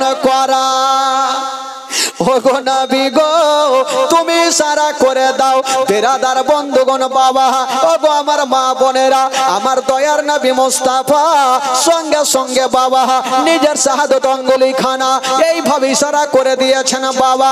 যেমন ইশারা করতে নাই বাবা গো, ওই আসমানের চন্দ্র বাবা কাঁপতে আরম্ভ করেছে। কাঁপতে কাঁপতে দুই খণ্ড হইয়া আমার নবীর কদমে পড়ে গেল। এমন দেশের বাদশাহ কাঁপতে আরম্ভ করলো যে দুনিয়ার জাদু চলবে দুনিয়াতে, আসমানের চন্দ্রতে জাদু চলবে না। তাহলে এটাই হবে শেষ জামানার নবী। এমন দেশের বাদশাহ বলছেন, ইয়া রাসূলুল্লাহ, এবার আপনি চন্দ্রটাকে সেই জায়গাতে পাঠিয়ে দেন। আমার নবী ইশারা করলেন বাবা, যেমন ইশারা করেছেন সঙ্গে সঙ্গে চন্দ্র বাবা সেইভাবে জয়েন হয়ে গেল। তবে বাবা গো, যারা বিশাল বড় ইঞ্জিনিয়ার বা যারা সায়েন্টিস্ট, তারা ভালো করে জানে এখন পর্যন্ত বাবা গো ওই চন্দ্রতে এখন পর্যন্ত দাগ আছে, দাগ মিটেনি রে বাবা। ও যুবক বন্ধুরা, ওগো মা বোনেরা, এবার ইয়ামান দেশের বাদশাহ কাঁপতে আরম্ভ করে দিয়েছেন। আমার নবী বলছেন এবার তাহলে কলমা পড়ে মুসলমান হয়ে যাও। তো ইয়ামান দেশের বাদশাহ বলল কলমা পড়বো, তবে আর একটা প্রশ্ন আছে। তবে যেই প্রশ্নটা আছে আমার মনের মধ্যে প্রশ্ন আছে, যদি আপনি আমার মনের মধ্যে কি প্রশ্ন ঘুরছে যদি আপনি বলে দিতে পারেন, তবে আপনার কলেমা পড়ে মুসলমান হয়ে যাব। জোরে বলুন সুবহানাল্লাহ। তো বাদশার মনের মধ্যে কি গাইছে আমার নবী বলতে পারবে কি পারবে না? জোরে বলুন। আর আমার মনের কথা কি গাইছে আপনারা বলতে পারবেন? কাউরি ক্ষমতা নেই। কে কার মনের কথা বলবে? বাবা গো, এই যে একটা কথা মনে হয়ে গেল, একটা বাদশা একটা বিশাল বড় বোর্ড লিখেছে সামনে। কি লিখেছে জানেন? যে আমার মনের কথা বলতে পারবে তাকে 10,000 টাকা দিব। আর ছোট্ট করে নিচে লিখেছে যদি বলতে গিয়ে না পারে তবে তার মাথাটা কেটে নিব। আচ্ছা বলুন, কেউ ভয় করে যাবে ভাই? কেউ ভুল করেও যাবে না। কে বলতে পারবে? বড় বড় মাস্টার, ইঞ্জিনিয়ার, হাজী সাহেব, মুফতি সাহেব যেই যাচ্ছে পড়ছে, বাদশার মনের কথা বললে 10,000, আর বলতে গিয়ে না পারলে তার মাথা কাটবে। ওইখান থেকে ঘুরে ভেগে গেছে। তো একটা ছোট্ট ছেলে 5-7 বছরের বাচ্চা, ও কিন্তু টুনির মা গান দিতে দিতে চলেছে। ও দেখছে যে লোকের ভিড়ি কেনে, জিজ্ঞাসা করছেন চাচা কি খবর? বলছে বাবা ওই যে লেখা আছে বাদশার মনের কথা বললে 10,000, না বললে মাথা কাটবে। তো বাচ্চাটা বলছে আমি পাইরে লিব। তো লোকজন বুঝাইছে হারে বাবা তোর চেহারা দেখা ময় লাগছে, যা বাড়ি যা। তো বাচ্চাটা বলছে টাকা না নিলে বাড়ি যাও না। লোকজন বুঝাইছে তোর চেহারা দেখে খুব সুন্দর লাগছে, যা। বলছে না টাকা লিব তাহলে যাব। ওই যে গেটে যে লোকটা ছিল উজিরের কাছে হাজির। ওই উজির মশাই, চলো আপনার বাদশার মনের কথা আমি বলবো, 10,000 টাকা লিব। তো উজির ওর মাথাতে হাত দিছে, বাবা রে যা তোর মায়ের বুকে ফিরে যা, বেকার বেকার তোর মাথা কাটবে। বলে টাকা না নিলে যাবো না। এ কিন্তু উজির লিয়ে গেল বাদশার কাছে। তো বাদশাকে গিয়ে বলছে বাদশা নামদার, এই যে আপনারা মনের কথা বলবে। তো বাদশা বললো কেটা বলবে? মানে বাচ্চার দিকে দেখে আবার মন হয়নি, ভাবছে বড় লোক আছে, বলে বাচ্চাটাই বলবে বাটখারা। তো বলছে বাদশা বললো তোর মাথা খারাপ, ভাগ এখান থেকে, তুই বলতে পারবি রে? বলছে পারবো মানে? অবশ্যই পারবো। বলে বল তো দেখি। বাচ্চা তো একটু চালাক, বলে এরকম বলবো না, আগে লোকজন সবাইকে ডাকেন, সবারই সামনে বলবো। তুই সবারই সামনে মরতে চাইছিস, ঠিক আছে। লোকজনকে ডাকা হইলো, হাজী সাহেব, মাওলানা সাহেব, মুফতি সাহেব, মাস্টার সাহেব সবকে ডাকা হইলো। একসাথে সবাই এরকম লাইন ধরে বসে আছে। আর ছেলেটাকে চেয়ারে দাঁড় করিয়েছে। আর একটা উজিরকে বলে তুই তারওয়ারি দাঁড়িয়ে থাক, যখনই আমি বলবো এটা আমার মনে গায়ে না, তখন তুই তারওয়ারি চালিয়ে দিবি। আর বাচ্চাটাকে সবাই দেখছে, মাওলানা সাহেব দেখছে আর বলছে বাবারে তুই বাড়ি যা। বলে না টাকা না নিলে যাবো না। ও জানে আমি বলবো, সবাই টেনশনে পড়ে আছে। এবার বাদশা বলে বল আমার মনের মধ্যে কি গাইছে। বাদশা বেচারা মুসলমান বাদশা, তো বলছে আমার মনের মধ্যে কি গাইছে বল। তখন বাচ্চাটা বলছেন হে বাদশা নামদার, আমি সত্য বললে হ্যাঁ বলবেন, মিথ্যা বললে না বলবেন না। বলছে বলো দেখি। তখন বাচ্চাটা বলছেন বাদশা নামদার, আপনার মনের মধ্যে এটাই গাইছে, সব সময়ের জন্য আপনার দিল বলছে লা ইলাহা ইল্লাল্লাহ মুহাম্মাদুর রাসূলুল্লাহ। জোরে বলুন সুবহানাল্লাহ। তো বাদশাটা বেচারা মুসলমান ছিল, উনি চিন্তা করছে যদি বইলা দিয়ে কলমা আমার মনের মধ্যে নাই, লোকজন বলবে ই হিন্দু থেকে খারাপ। বড় বড় চোখ করে দেখছে, কহি তো কহি কি, আর মাওলানা গুলা ওর দিকে বড় বড় চোখ করে দেখছে, দেখি বাদশা কি কহে।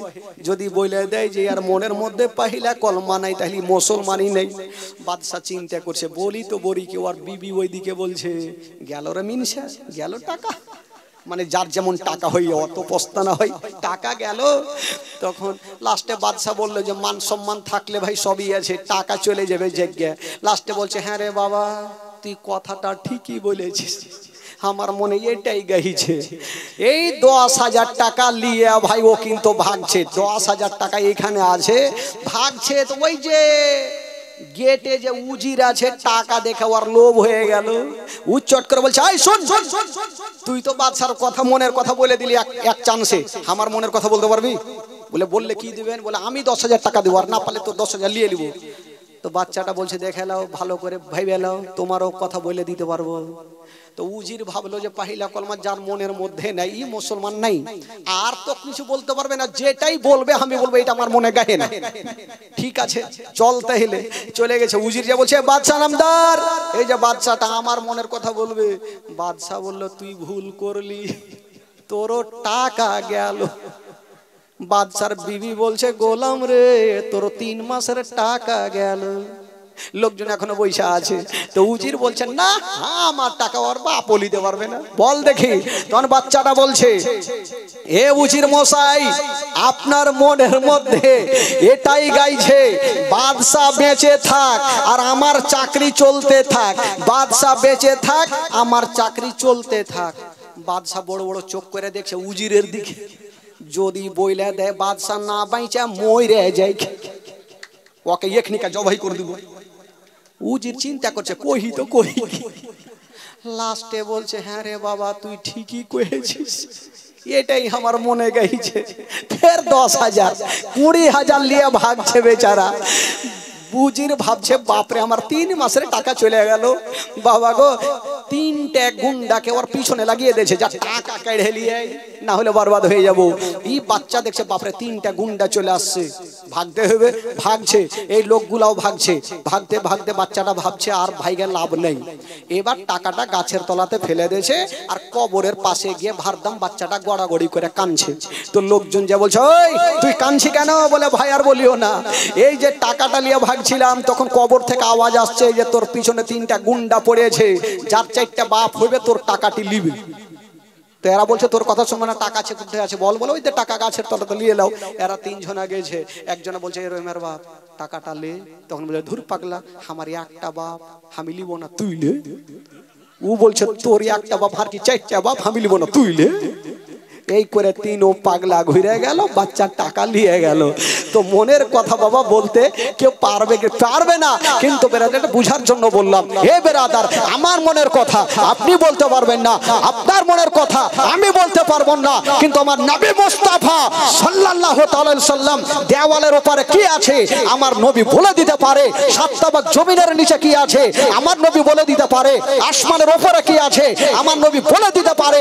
বেরাদার বন্ধুগণ, তবে ইয়ামান দেশের বাদশার মনের মধ্যে কি চাইছে আমার নবীকে বলতে পারবেন না? আমার নবী পারবেন। তবে আমার নবীকে বলছেন ইয়া রাসূলুল্লাহ আপনি বলে দেন, আমি প্রশ্ন একটা করেছি আপনি উত্তর দিয়ে দিয়েছেন, এবার আমার মনের মধ্যে কি প্রশ্ন আছে আপনি উত্তরটা বলে দেন, প্রশ্নটা বলে দেন। আমার নবী বলছেন ঠিক আছে তোমাকে বলে দিচ্ছি। ওগো ইয়ামান দেশের বাদশাহ তোমার মনের মধ্যে সব সময়ের জন্য এটাই গাইছে তোমার বাড়িতে একটা বেটি আছে। বলে জি হুজুর। বলে ওগো ইয়ামানের বাদশাহ তোমার বেটির চোখ আছে কিন্তু অন্ধ, দেখতে পাই না। বললে জি হুজুর। বলে তোমার বেটির পা আছে চলতে পারে না। বললে জি হুজুর। তোমার বেটির হাত আছে ধরতে পারে না। বললে জি হুজুর। তোমার বেটির কি বলে নাক আছে শুনে কিছু বুঝতে পারে না। বললে জি হুজুর। তোমার বেটির কান আছে শুনতে পাই না। বাবা গো এই কথা যেমনই বলতে নাই ইয়ামান দেশের বাদশা কাঁপতে আরম্ভ করে দিয়েছেন। জানি না এটা আমার মন প্রশ্ন বলে, কিন্তু আমার বেটি বাড়িতে এতই কিছু আছে, নবী কোনোদিন গেল না, নবী আমাদেরকে চিনল না, তবে আমার বাড়ির খবরটা বলে দিয়েছেন কি করে।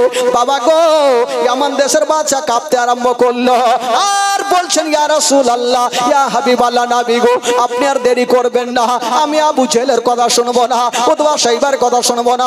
নবী গো, আপনার কদমকে চুমে আমি একবার আপনার মধুমাখা কলমা শরীফ পড়ে নিতে চাই, আমার নবী মুস্তাফা।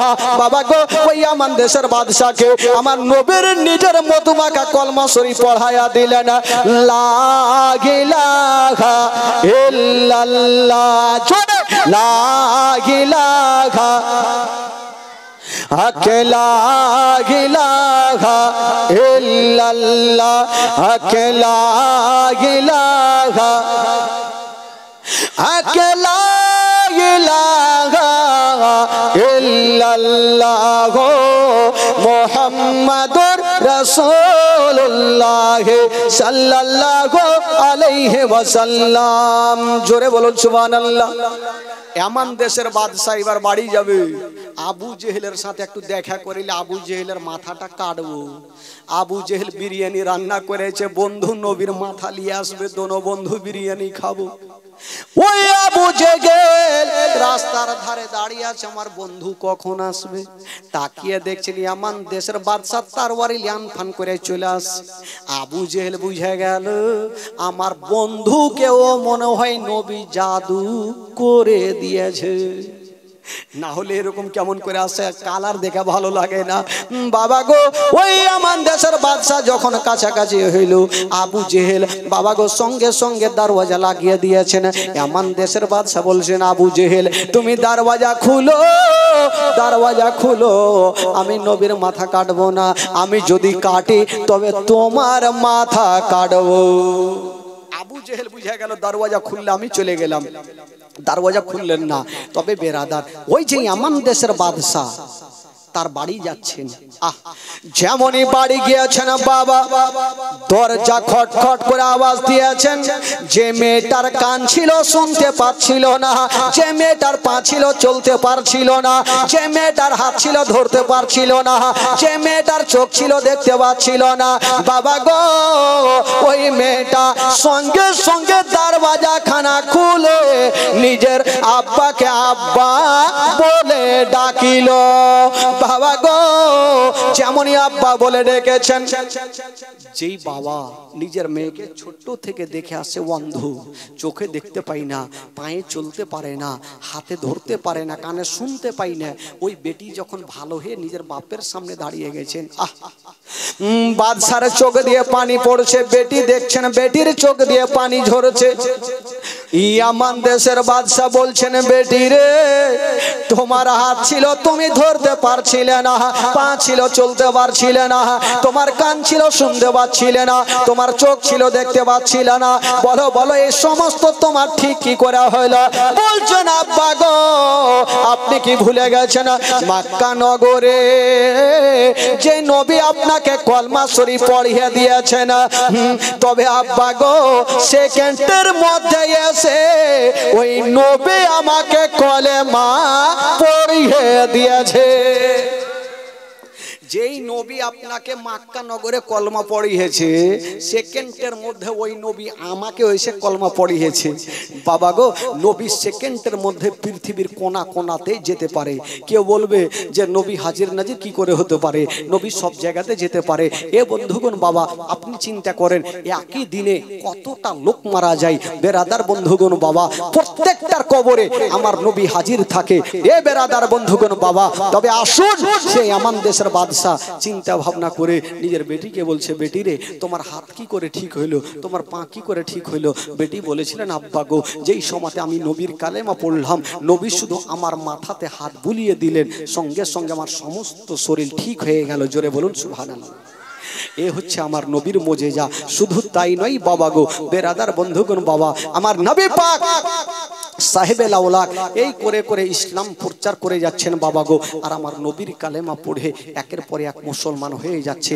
তবে ভাই একটা মারাত্মক ঘটনা আমি আপনাদেরকে বলবো। তবে বলছিলাম বাবা গো, আজকে জীবনের চতুর্থ রাত্রি, একটু কিছু মশলা মশলি হয়ে যাক ভাই, কেউ বিরক্ত হয়ে ভাগবেন না যে দান শুরু করলো আমি ভেগে যাব না। তবে নবীকে ভালোবাসনেওয়ালা আমি বলবো ভাই, নবীর প্রেমে পাগল হনেওয়ালা, নবী আতিম মা হারা বাবা হারা একটু হবে ভাই।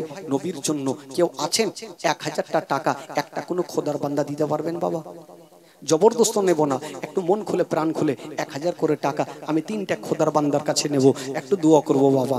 আছেন কেউ কোন যোগমের যোগ বেটা? শুধু 1000 করে টাকা আমি 3টা খোদার বান্দার কাছে নেব। আসুন তো ভাই, টাকা পয়সা ধন দৌলত গাড়ি বাড়ি কিছুই যাবে না, শুধু কাফনের জন্য যদি পারেন তবে 1000 করে টাকা আমি 3টা খোদার বান্দার কাছে নেব, একটু নিয়ে আসুন। তবে মাগো মা ফাতেমাতুজ জাহরা রাদিয়াল্লাহু তাআলা আনহা, মাগো আপনাদের হাতে কি বলে ফাতেমার হাতে হবে জান্নাতি চাবি মা। ওই ফাতেমাকে যদি রাজি করেন তবে মাগো জান্নাত গ্যারেন্টি। তবে মাগো মা বোনদের কাফন লাগে 5খানা, 500 করে টাকা আমি 5টা মার কাছে চাইবো, একটু পারবেন মাগো? কাফনের জন্য আমি দুনিয়ার জন্য চাইবো না মা, এই কাফনের জন্য 500 করে টাকা যদি পারেন মা একটু ছোট্ট ছেলের হাতে দিয়ে পাঠান তো মাগো, একটু দোয়া করব। তবে মাগো আমি হচ্ছি মেহমান, আর মেহমানের দোয়া আল্লাহর দরবারে কবুল হয় মা। আজকে দোয়া করবে ইনশাআল্লাহুল আজিজ। আছেন মাগো 500 করে টাকা আমি 5টা মার কাছে শুধু কাফনের জন্য নেব মা। আমি জানি এ দুনিয়াতে টাকা পয়সা ধন দৌলত গাড়ি বাড়ি কিছুই যাবে না বাবা গো। এই দুনিয়া থেকে সকলে খালি হাতে চলে যেতে হবে, যাবে তো শুধু 5খানা কাফন মা। 5খানা কাফনের জন্য একটু মা বোনদেরকে বলবো পাঠান। এদিকে আছেন বাবা গো কাফনের জন্য কেউ দিতে পারবেন 1000টা টাকা? আছেন কোন যোগ্যময় যোগ্য বেটা?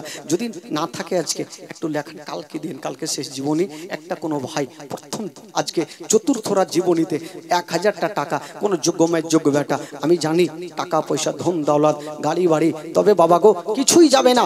এই যে আপনি টাকাটা পবিত্র সভাতে আমার নবীর মাহফিলে আপনি দান করছেন বেরাদার, তবে এই দানটা আপনার কাল হাসরের মাঠে আপনার সঙ্গের সাথী হবে। একটা কোনো খোদার বান্দা হবে না 1000টা টাকা। আমি জানি নিজের মার জন্য নিজের বাবার জন্য যদি কাউরে মা ইন্তিকাল হয়ে থাকে তবে মার জন্য 1000টা টাকা একটু দিয়ে যান তো ভাই, আমি একটু তার জন্য মহব্বতে ভালোবাসা নিয়ে একটু দোয়া করব। আছেন কোনো বাবা? কি নাম চাচা? আব্দুর রহমান সাহেব। আচ্ছা কি নাম আপনার? সুবহানাল্লাহ, জাকির রহমান জাকির ভাই সাহেব আর আব্দুর রহমান সাহেব 1000 করে টাকা। সুবহানাল্লাহ, মাশাআল্লাহ। দেখেন বাবা গো, নবীকে যারা ভালোবাসে তারা কখনো পিছিয়ে থাকবে না। শুধু কাফনের জন্য চেয়েছি ভাই, আর ওই কাফনটাই হবে সঙ্গের সাথী। একটু আসুন তো ভাই, একটু মন খুলে তাদের জন্য দোয়া করুন। আল্লাহু আমিন। আল্লাহ গো রব্বুল আলামিন মাওলা জাকির হোসেন সাহেব মাওলা গো, আব্দুর রহমান সাহেব মাওলা গো, এই পবিত্র সভাতে মাওলা নবীর মাহফিলে 1000 করে টাকা দান করেছেন। আল্লাহ আল্লাহ যে আশা নিয়ে দান করেছেন মাওলা তার দানকে তুমি কবুল করে নাও, তার মনের বাসনাকে আল্লাহ তুমি পূরণ করে দাও রব্বুল আলামিন মাওলা গো।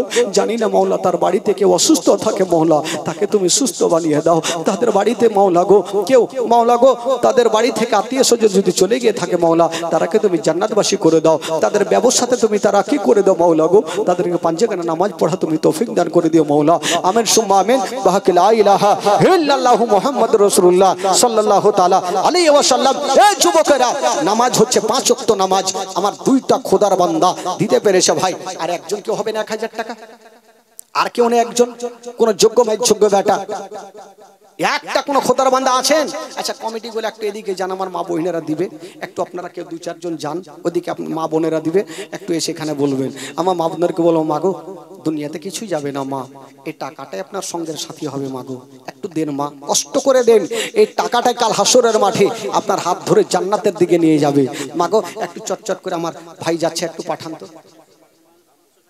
একজন 500 টাকা দিয়েছেন, নাম বলতে নিষেধ করেছে। আচ্ছা নামটা লিখে নিন একটু। একটা মা 500 টাকা দিবেন, কালকে দিবেন। সুবহানাল্লাহ। দেখেন ওই মা 500 টাকা দিয়েছেন 5খানা কাফনের জন্য। সুবহানাল্লাহ, কত খুশি মাগো ওই 5খানা কাফনের জন্য মাগো আপনি 500 টাকা দিয়েছেন। সুবহানাল্লাহ। মা ওই 5খানা কাফন, সুবহানাল্লাহ, ওই কাফন পরিধান করে মাগো আসল ঘরে যেতে হবে। এগুলো তো ডুপ্লিকেট ঘর, আসল ঘর না মাগো। দুনিয়ার আসল ঘর হবে 3.5 হাত জায়গা, ওই 3.5 হাত জায়গাতে যেতেই হবে মা। তবে একটা মা দিয়েছেন, কালকে দিবে 500। আর কোনো মা নাই যে কালকের জন্য 500 টাকা করে দিতে পারবেন? একটু চট করে বলেন তো খালা। এদিকে যান, কমিটি ভাই একটু যান, চট করে যে চাদর নিয়ে যান। মাত্র 5 মিনিটের মধ্যে আপনার চাদর নিয়ে যা পারবেন মাগো 10 20 50 যারা 500 দেবেন একটু নামটা লিখিয়ে পাঠান, আর যারা 10 20 50 100 200 করে দেবেন একটু চটচট করে দিয়ে যান। আমার ভাই যান তো, একটু চাদর নিয়ে যান, চটচট করে যান তো। বাবা গো, আপনাদের মধ্যে 2টা খোদার বান্দা হইলো, আর একজন কেউ হবে না গো, 1000 টাকা হবে না? একজন আর কেউ হবে না কালকের জন্য দেনা বলা? কোন যোগ্য মেয়ের যোগ্য বেটা একটা কোনো বাবা চাচা, আমি জানি একটু কষ্ট হবে ভাই, কিন্তু দানটাই তো আপনার সঙ্গের সাথী হবে। আমি জবরদস্ত করছি না ভাই, শুধু একটু মহব্বতে ভালোবাসা দিয়ে আমার নবীর প্রেমে পাগল হয়ে একটা 1000টা টাকা একটা কোনো খোদার বান্দা, যদি 1000 আপনার ভারী হয়, মনে হচ্ছে 1000 আমার ভারী হচ্ছে, তবে 500 করে টাকা আমি 5টা ভাইয়ের কাছে চাইবো। হবেন 500টা টাকা একজন? একজন কোন খোদার বান্দা 500টা টাকা আছেন?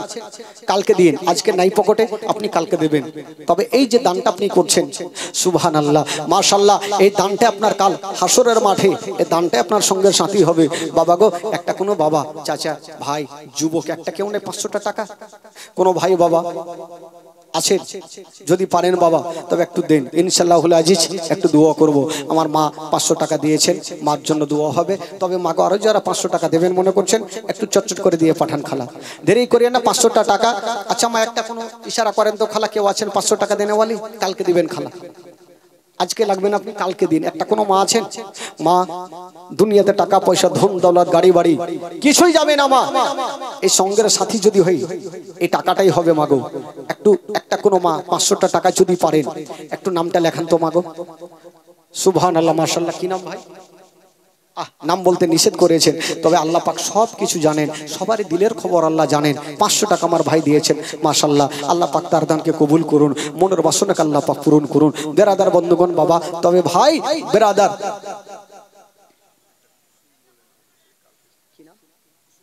আচ্ছা কুসুম, কুসুম বলে একটা মায়ের নাম, উনি কালকে 500 টাকা দিবেন। সুবহানাল্লাহ। নামটা লিখছে না কেউ? তো লেখে না যে কমিটি না থাকলে হয়, কে লিখবে? কে লিখছে? হ্যাঁ লেখো ভাই, লেখো লেখো। 500 টাকা দিয়েছেন কুসুম। কুসুম কত সুন্দর নাম। ডিমটা কারগে কেউ ডিম নেই? সুবহানাল্লাহ। খালাগে আর 500টা টাকা লক্ষ্মীর ভান্ডার কেউ হইবে না? লক্ষ্মীর ভান্ডারের আর কেউ 500 টাকা দিতে পারবেন না? দিদি দিল লক্ষ্মীর ভান্ডার রে, খুশি হইল সব বদিরাই আমার। দিদি দিল লক্ষ্মীর ভান্ডার রে, খুশি হইল সব বদিরাই আমার। দিদি দিল লক্ষ্মীর ভান্ডার রে, খুশি হইল সব ভাবিরাই আমার। প্রথম মাসের শুরুর দিকে লক্ষ্মী ভান্ডারের মেসেজ ঢোকে। প্রথম মাসের শুরুর দিকে লক্ষ্মী ভান্ডারের মেসেজ ঢোকে।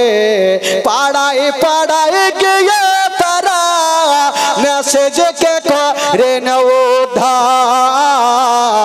দিদি দিল লক্ষ্মীর ভান্ডার রে, খুশি হইল সব ভাবিরাই আমার। দিদি দিল লক্ষ্মীর ভান্ডার রে, খুশি হইল সব দদিরাই আমার। দিদি দিল লক্ষ্মীর ভান্ডার রে, খুশি হইল সব ভাবিরাই আমার। খালাগে মমতা খালা টাকা দিছি, দিবেন না খালা? হায়দার সাহেবের স্ত্রী 500 টাকা, সারজেমা 500, একটা কি নাম ভুলে গেল। হ্যাঁ তো নামটা লেখো, নামটা লেখা।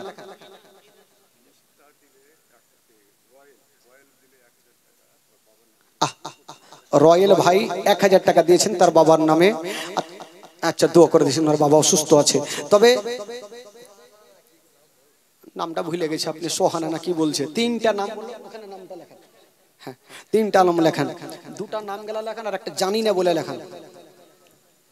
হ্যাঁ কি কহু জানি না। সুবহানাল্লাহ মাশাআল্লাহ। তবে মিস্টার 1000 টাকা দিয়েছেন। কি নাম যেটা বাকি কোন মা? আচ্ছা দিয়ে দিবে, আপনি আছেন তাহলে। আচ্ছা অজানা নাম। হ্যাঁ হ্যাঁ এই দাদা আপনি বস্তা নিয়ে যান না একটু, এমনি গিয়ে হবে, বস্তা নিয়ে যান যান। টাকা নিয়ে এসে, ওরা কম টাকা নিয়ে এসে নাকি? আপনি বস্তা নিয়ে যান, বস্তা নিয়ে যান।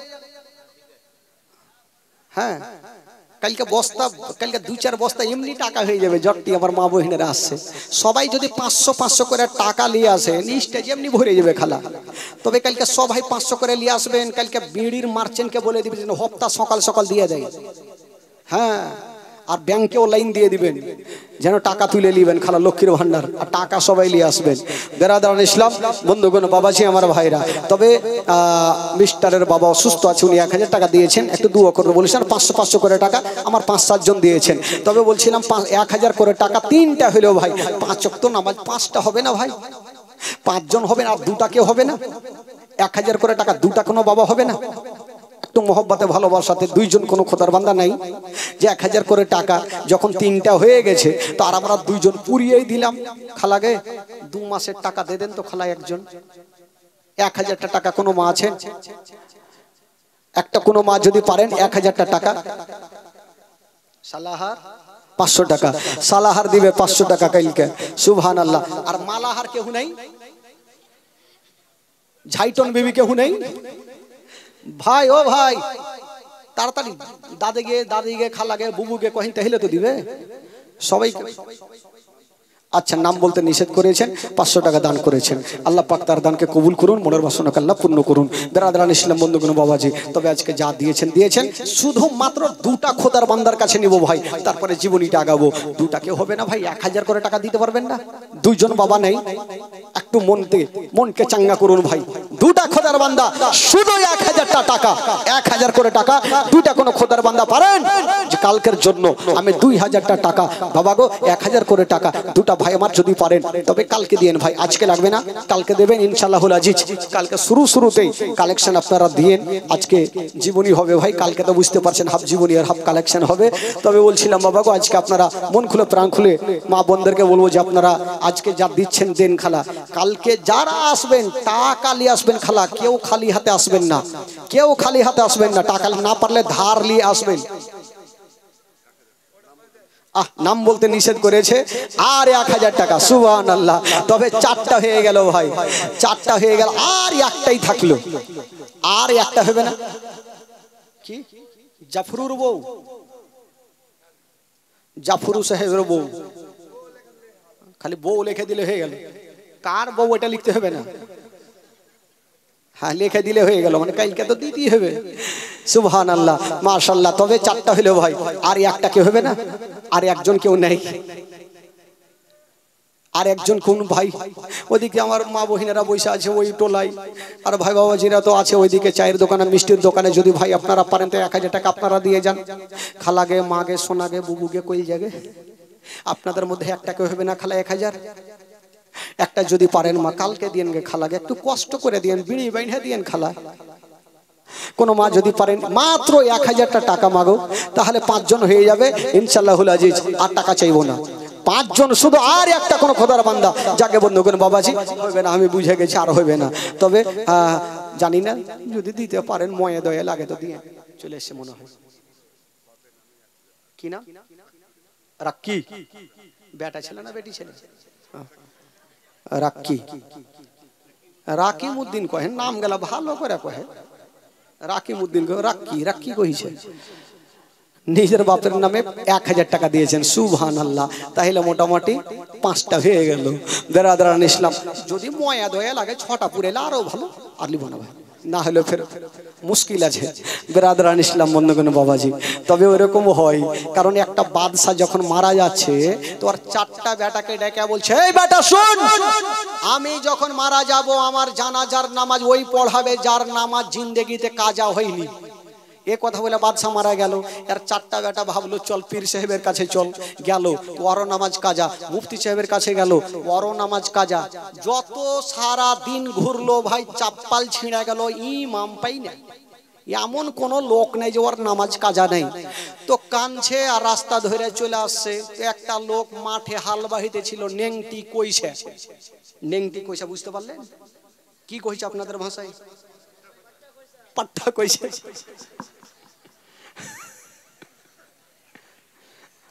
আগে মা আগে পাট্টা কইছে। তো পাট্টা কইছে ভাই, ও হাল বাহিতে ছিল। আর এরা চারটা বেটা কানছার চলে আসছে। জিজ্ঞাসা করছে, ওই তোমরা কাঁদছো কেন? বলে ভাই আর বলিও না, আমার বাবা মারা যাওয়ার আগে বলেছে যে আমার জানাজার নামাজ ওই ব্যক্তি পড়াবে যার নামাজ কোনোদিন কাজা নেই। তো ওই পাট্টাওয়ালা বলছে যে আমার নামাজ জীবনে কাজা নেই। এরা চারটা বেটা বাপরে ওকে বুকে নিয়েছে, বাপরে ইমাম তো পেয়েছি। গেল ভাই, জানাজার নামাজ পড়া হয়ে গেল, মাটি দেওয়া হয়ে গেল। তো ওই জানাজার নামাজে মুফতি সাহেব, মৌলানা সাহেব, হাজি সাহেব, কারি সাহেব সবাই তো আছে। আলোচনা করছে মাওলানা গুলো, হারে আমরা মাওলানা হয়ে নামাজ কাজা হইল, আর এই লোকটা সারা জীবন পাট্টা হয়ে আলবাহে, ওর নামাজ কি কাজা হয়নি? ওকে জিজ্ঞাসা করছে তোমার কি নামাজ কোনোদিন কাজা হয়নি? তো চট করে বুঝে, ধর পাগলা গুলা, আমি তো বাপ জন্মে নামাজই পড়িনি, তো কাজা কোনটা পাবো? নামাজ পড়বো তাইলে না কাজা পাবো? তো ওই রকম লোক বাবা দেশে আছে। বেরাদারান ইসলাম বন্ধুগণ, বাবাজি মনটা চাঙ্গা হয়ে গেছে। এবার আপনারা দান করেছেন, 5 জন হয়ে গেছে, 5 জন চেয়েছিলাম। তবে বেরাদার বন্ধুগণ আসুন, যিনারা দান করেছেন একটু মরণকে স্মরণ করে সবার জন্য একটু হাত তুলে দোয়া করুন। আল্লাহু আমিন। রব্বুল আলামিন মাওলা, এই পবিত্র সভাতে বসে মাওলা গো, 1000 টাকা, 500 টাকা, 10 পিস, 50 করে দান করেছেন মাওলা। আল্লাহ যে আশা নিয়ে দান করেছেন মাওলা, তার দানকে তুমি কবুল করে নাও মাওলা। রব্বুল আলামিন মাওলা গো, তাদের আত্মীয় স্বজন যদি কবরে চলে গিয়ে থাকে মাওলা, তাকে তুমি জান্নাতবাসী করে দাও। কেউ কাউরি বাবা যদি অসুস্থ থাকে মাওলা গো, তার বাবাকে তুমি সুস্থ বানিয়ে দাও। রব্বুল আলামিন মাওলা গো, তুমি সবার দিলের খবর জানো মাওলা। আমার মা বোনেরা, ভাইরা, বাবাজিরা 10 পিস, 50, 100 করে যা কিছু পেরেছে দান করেছেন আল্লাহ। আল্লাহ যে আশা নিয়ে দান করেছেন মাওলা, প্রত্যেকের দানকে তুমি কবুল করে নাও। প্রত্যেকের মনের বাসনাকে আল্লাহ তুমি পূরণ করে দাও। রব্বুল আলামিন মাওলা গো, আমার ভাইরা বাবাজিরা মাওলা গো, সন্ধ্যা থেকে এই পর্যন্ত মাওলা তোমার দরবারে 2 খানা হাত তুলেছেন মাওলা। প্রত্যেকের হাতের দোয়াকে তুমি কবুল করে নাও। সুবহান রাব্বিকা রাব্বিল ইজ্জাতি আম্মা ইয়াসিফুন ওয়া সালামুন আলাল মুরসালিন ওয়ালহামদুলিল্লাহি রাব্বিল আলামিন।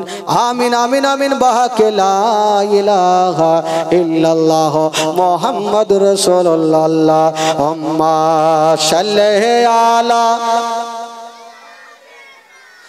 মাওলানা মুহাম্মদ ওয়ালা আলে সাইয়্যিদিনা ওয়ালা আলে সাইয়্যিদিনা মাওলানা মুহাম্মদ সাল্লাল্লাহু তাআলা আলাইহি ওয়াসাল্লাম।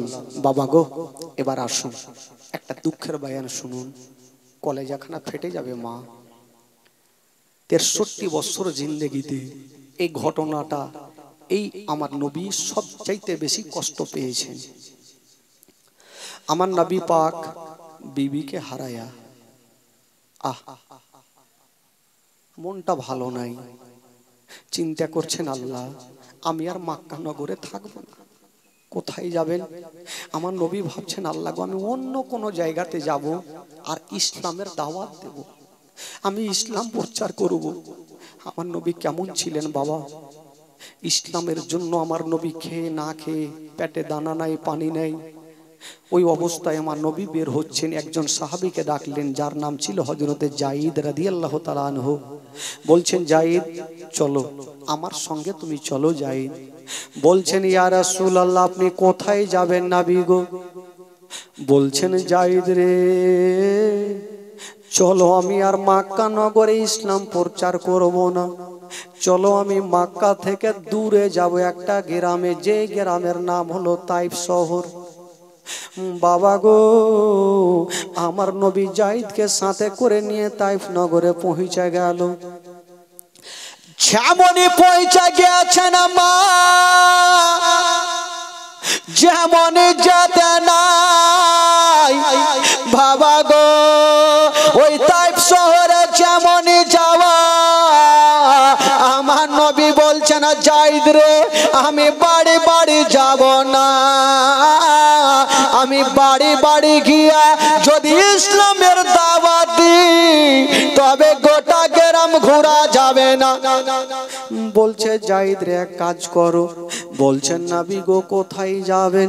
বাবা গো তাইফ শহরে একটা মড়ল সাহেবের কাছে গেলেন। আমার নবী ভাবছেন যদি এই গ্রামের মড়ল আমার মধুমাখা কলমা পড়ে নেয়, আমাকে নবী নবী বলে যদি মেনে নাই, তবে গোটা গ্রামের লোক আমাকে নবী বলে মানবে। একটা গ্রামের গিয়া একজন মড়লকে বললেন, ওই মড়ল আমার নবীকে খারাপ ভাষাতে গালি দিলেন বাবা। যেমন গালি দিয়েছেন মা, আমার নবী বলছেন জায়েদ রে হয়তো এ মড়ল কালেমা পড়বে না, চলো পার্শ্বের গ্রামে যাবো। আবার পার্শ্বের গ্রামে গিয়া আমার নবী ইসলামের দাওয়াত দিয়েছেন একজন মড়লকে, উনিও আমার নবীকে গালি দিয়েছেন বাবা। যেমন গালি দিয়েছেন মা, আমার নবী বলছেন জায়েদ রে এই মড়ল কলেমা পড়বে না, চলো চলো আর একটা গ্রামে যাব। আবার পার্শ্বের গ্রামে গিয়া আর একজন মড়লকে বলেছেন বাবা। যেমন বলতে নাই ওই মড়ল আমার নবীকে খারাপ ভাষাতে গালি দিলেন। আমার নবী বলছেন জায়েদ রে চলো চলো এই তাইফের মানুষেরা কেউ কালেমা পড়বে না, চলো চলো বাড়ি ঘুরে চলো চলো, ইনারা কেউ কালেমা পড়বে না। আমার নবীকে এত খারাপ ভাষাতে গালি দিলেন বাবা। আমার নবী সেখান থেকে ঘুরে আসছেন বাবা। নবী কোনো অন্যায় করেনি, শুধু নবী ইসলামের দাওয়াত দিয়েছেন বাবা। কিন্তু নবী অন্যায় না করে ফিরে আসে যখন গালি দিয়েছে। একটু দূর আগিয়ে গিয়েছেন, আর ওই দিকে তিনটা গ্রামের তিনজন মড়ল এক জায়গাতে হয়ে যুক্তি করলো। কোথায় থেকে একটা পাগল মানুষ এসে নিজেকে নবী বলে দাবি করেছে, আমার নবীকে পাগল বলছে বাবা। ওই তিনজন মড়ল বলল এক কাজ করো, নবীকে এমন কষ্ট দেব যেন আর আমাদের গ্রামে আর না আসে।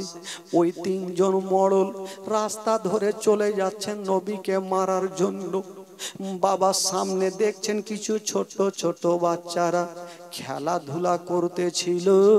মড়লগুলা বলছেন ছেলেরে তোমাদের ধুলাবালি খেলতে হবে না, যদি খেলতে চাও তবে ওই যে দেখছো দুটা পাগল লোক হেঁটে চলে যাচ্ছে, তোমরা যাও আর পাথর মেরে তারাকে বের করে দাও।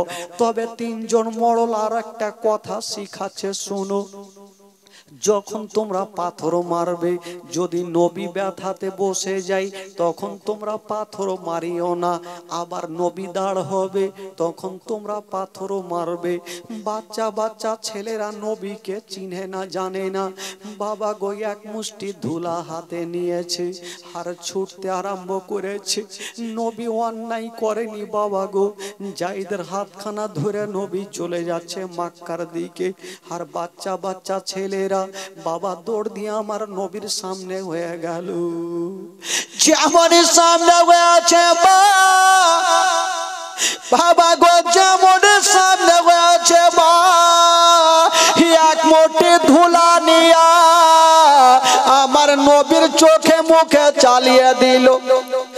যেমনই চোখে মুখে চালিয়ে দিয়েছেন, নবীর চোখে মুখে পড়ে গেছে আর রাস্তা দেখতে পাচ্ছেন না।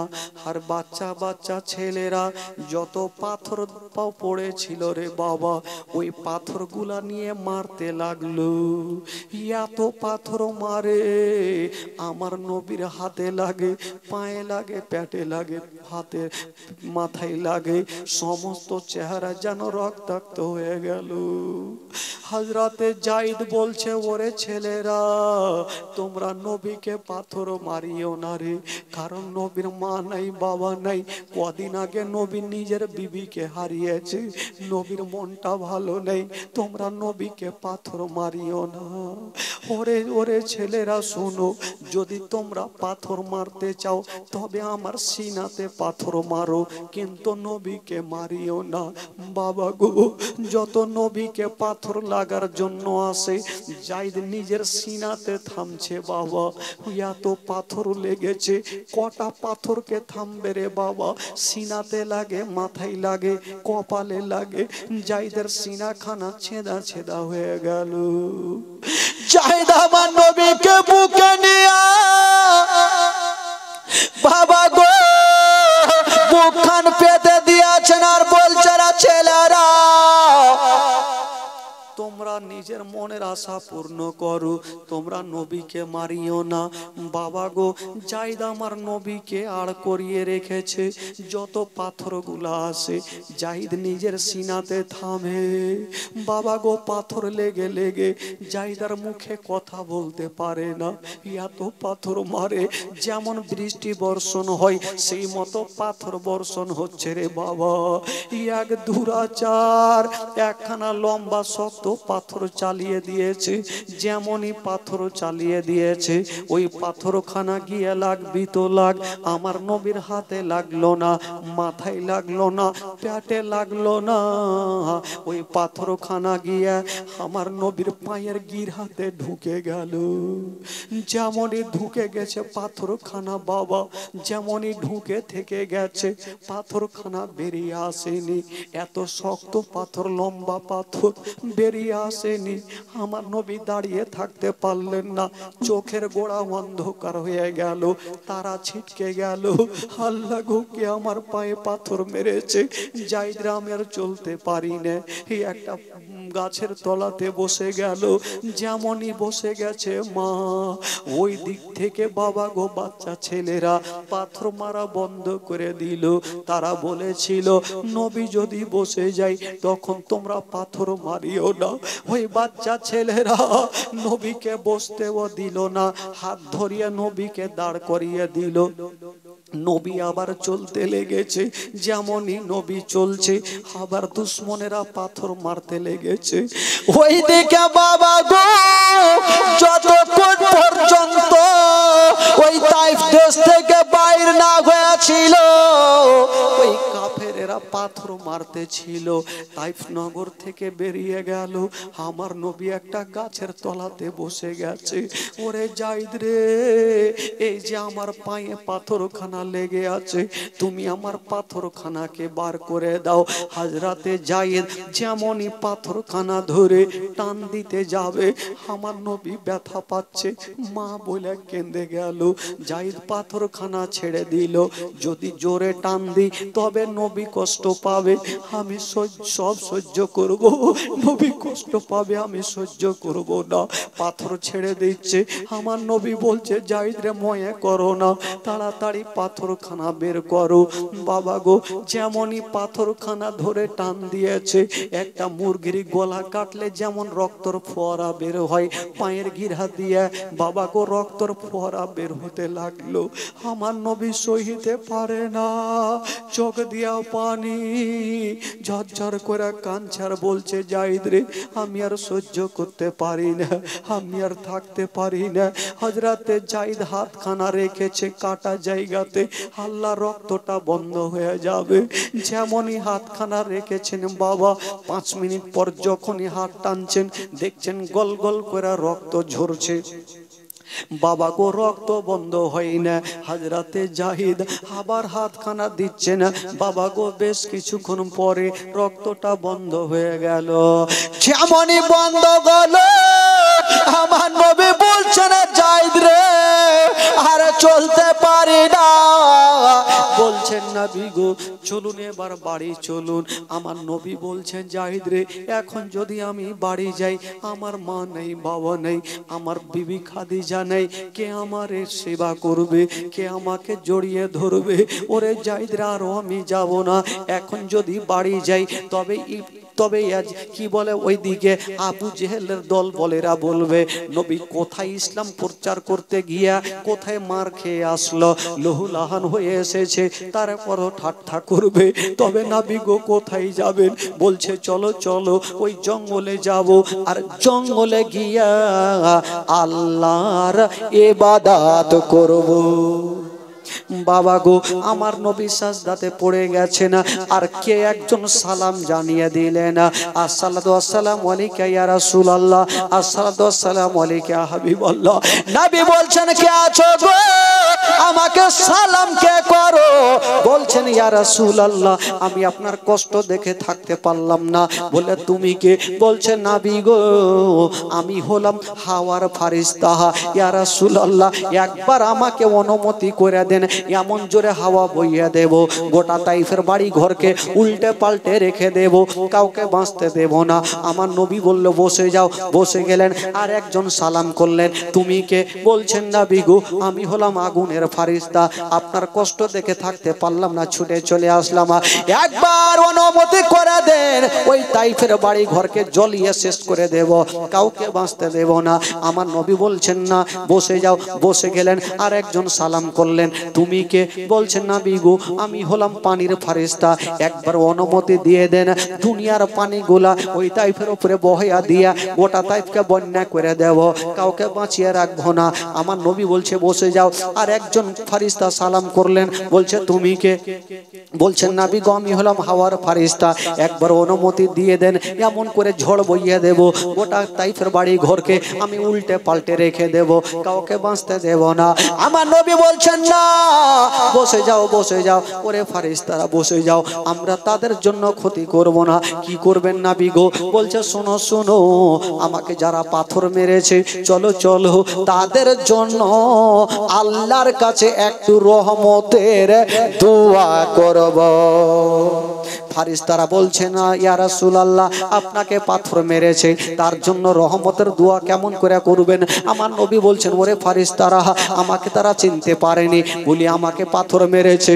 আমার নবী বলছে আল্লাহ গো আজকে যদি আমি ভারতকে ধ্বংস করে দিই তারপরে পাকিস্তানকে ধ্বংস করে দিই ইরানকে ধ্বংস করে দিই ইরাককেও ধ্বংস করে দিই তবে আমার কালেমা কে পড়বে কারা মুসলমান হবে আমার নবী ভালো করে জানে আজ না হয় কাল ওই তাইফ গ্রামে মসজিদ হবে আর ওই তাইফের লোকেরা অনেকে ঈমান আনবে এই জন্য আমার নবী মুস্তাফা তাদের জন্য আল্লাহর কাছে রহমতের দোয়া করেছিলেন কেমন করে দোয়া করেছিলেন আমার নবী মুস্তাফা ফারিস্তাদের দিয়ে আল্লাহর কাছে দোয়া করেছিলেন আল্লাহ গো আমাকে যারা পাথর মেরেছে আমাকে যারা অত্যাচার করেছে আমার প্রতি যারা তারা খারাপ ব্যবহার করেছে আল্লাহ গো তাদের প্রতি আপনি রহমত নাজিল করুন এ হচ্ছে নবীর ব্যবহার আচ্ছা নবী হচ্ছে রহমাতুল লিল আলামিন নবী কাউকে গালি দেন নাই নবী ফকিরদের সাহারা দেয় গরিবদের সাহারা দেয় নবী ফকির কি বলে গরিবদের পায়ের মেলে আমার নবী দেখতে যাই বাবা গো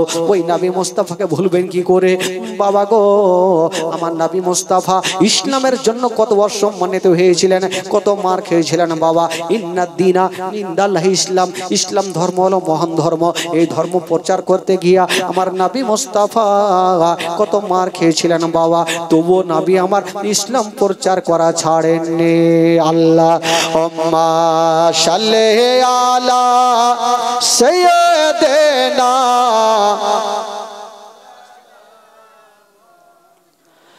ওয়ালা আলি সাইয়্যিদিনা ওয়ালা আলি মাওলানা একবার মোহব্বতে বলুন সুবহানাল্লাহ একটু চলো মদিনা থেকে ঘুরে আসি ভাই একটু মনটা চাঙ্গা করুন একটু আমার সাথে গোটা মাজমা পড়ুন আমার ভালো লাগে না আমি যাব মদিনা আমার ভালো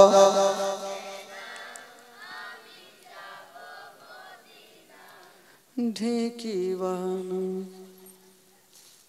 একটা দিকের ভাই গেল কহে না এ বাচ্চাটি কইছে চাচাটি কিন্তু কেউই কহে না হ্যাঁ হাই রে মুসলমান বলতে লাগছে ওই যে কেমন পয়সা লাগে আল্লাহই জানে বাংলাদেশে দেখেছেন বাংলাদেশে যদি শুধু খালি সুরটা তুলে দেয় দর্শককে আর বলতে হবে না ভাই ঈমান আছে তাদের মোহব্বতই আলাদা আছে ভালোবাসা আছে একটু জোরে বলুন ভাই ঈমান তাজা হবে গোটা মাজমা বলুন আমার ভালো লাগে না আমি আমার ভালো মদিনাতে না গেলে শান্তি হবে না আমার ভালো লাগে না আমি যাব মদিনা আমার ভালো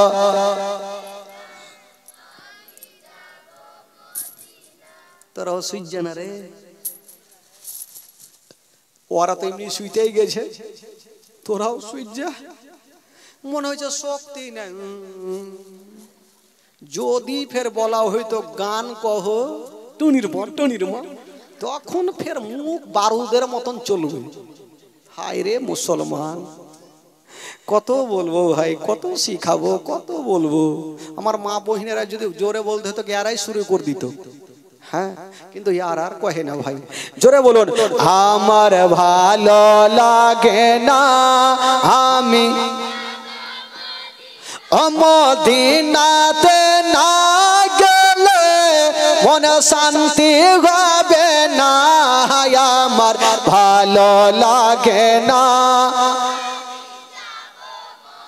আমার ভালো লাগে না আমি মনে আছে যে আশা নবী গো হবে তোমার সঙ্গে দেখা মনে আছে যে আশা নবী গো হবে তোমার সঙ্গে দেখা ওগো পাখির মতো থাকা তো ডানা পাখির মতো থাকা তো ডানা উড়ে যাব মদিনা আমার ভালো লাগে না আমি জোরে জোরে আমার ভালো পাঁচ ওয়াক্ত নামাজ যারা করিবেন আদায় পাঁচ ওয়াক্ত নামাজ যারা করিবেন আদায় ওগো নামাজ না পড়িলে পরে নেকি মিলবে না আমার ভালো লাগে না আমার ভালো তাফাজুল ইসলাম আজ জীবনী করে তাফাজুল ইসলাম আজ জীবনী করে এই জীবনী না শুনিলে নেকি মিলবে না আমার ভালো লাগে না আমি যাব মদিনা আমার ভালো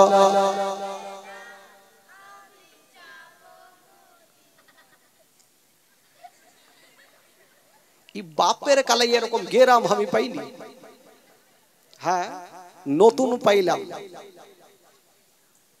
কারণ পশ্চিমবঙ্গের এমন কোন কোণা নাই যে আমার জীবনী করা নাই সব থেকে পাইলাম তো এইখানে পাইলাম সবটি ফাট্টা মানে গিয়ে দিগাহিছে এইরকম তো অবস্থা ভাই বেরাদারান ইসলাম বন্ধুগণ বাবাজি তবে ভাই আজকের মতন শেষ করি আবার সামনে একটি রাত কালকে যেহেতু এমনিতে দেরি হবে তবে বন্ধুগণ বাবাজি আমার ভাই না না মাথা খারাপ নাকি জান মারবো নাকি জানটা বাঁচিয়ে রাখেন ভাই ফের কোনখানে চিল্লাইবো আপনারা বুঝতেই পারছেন কালকে একটু বেশি করে বলে দেবো ঠিক আছে হ্যাঁ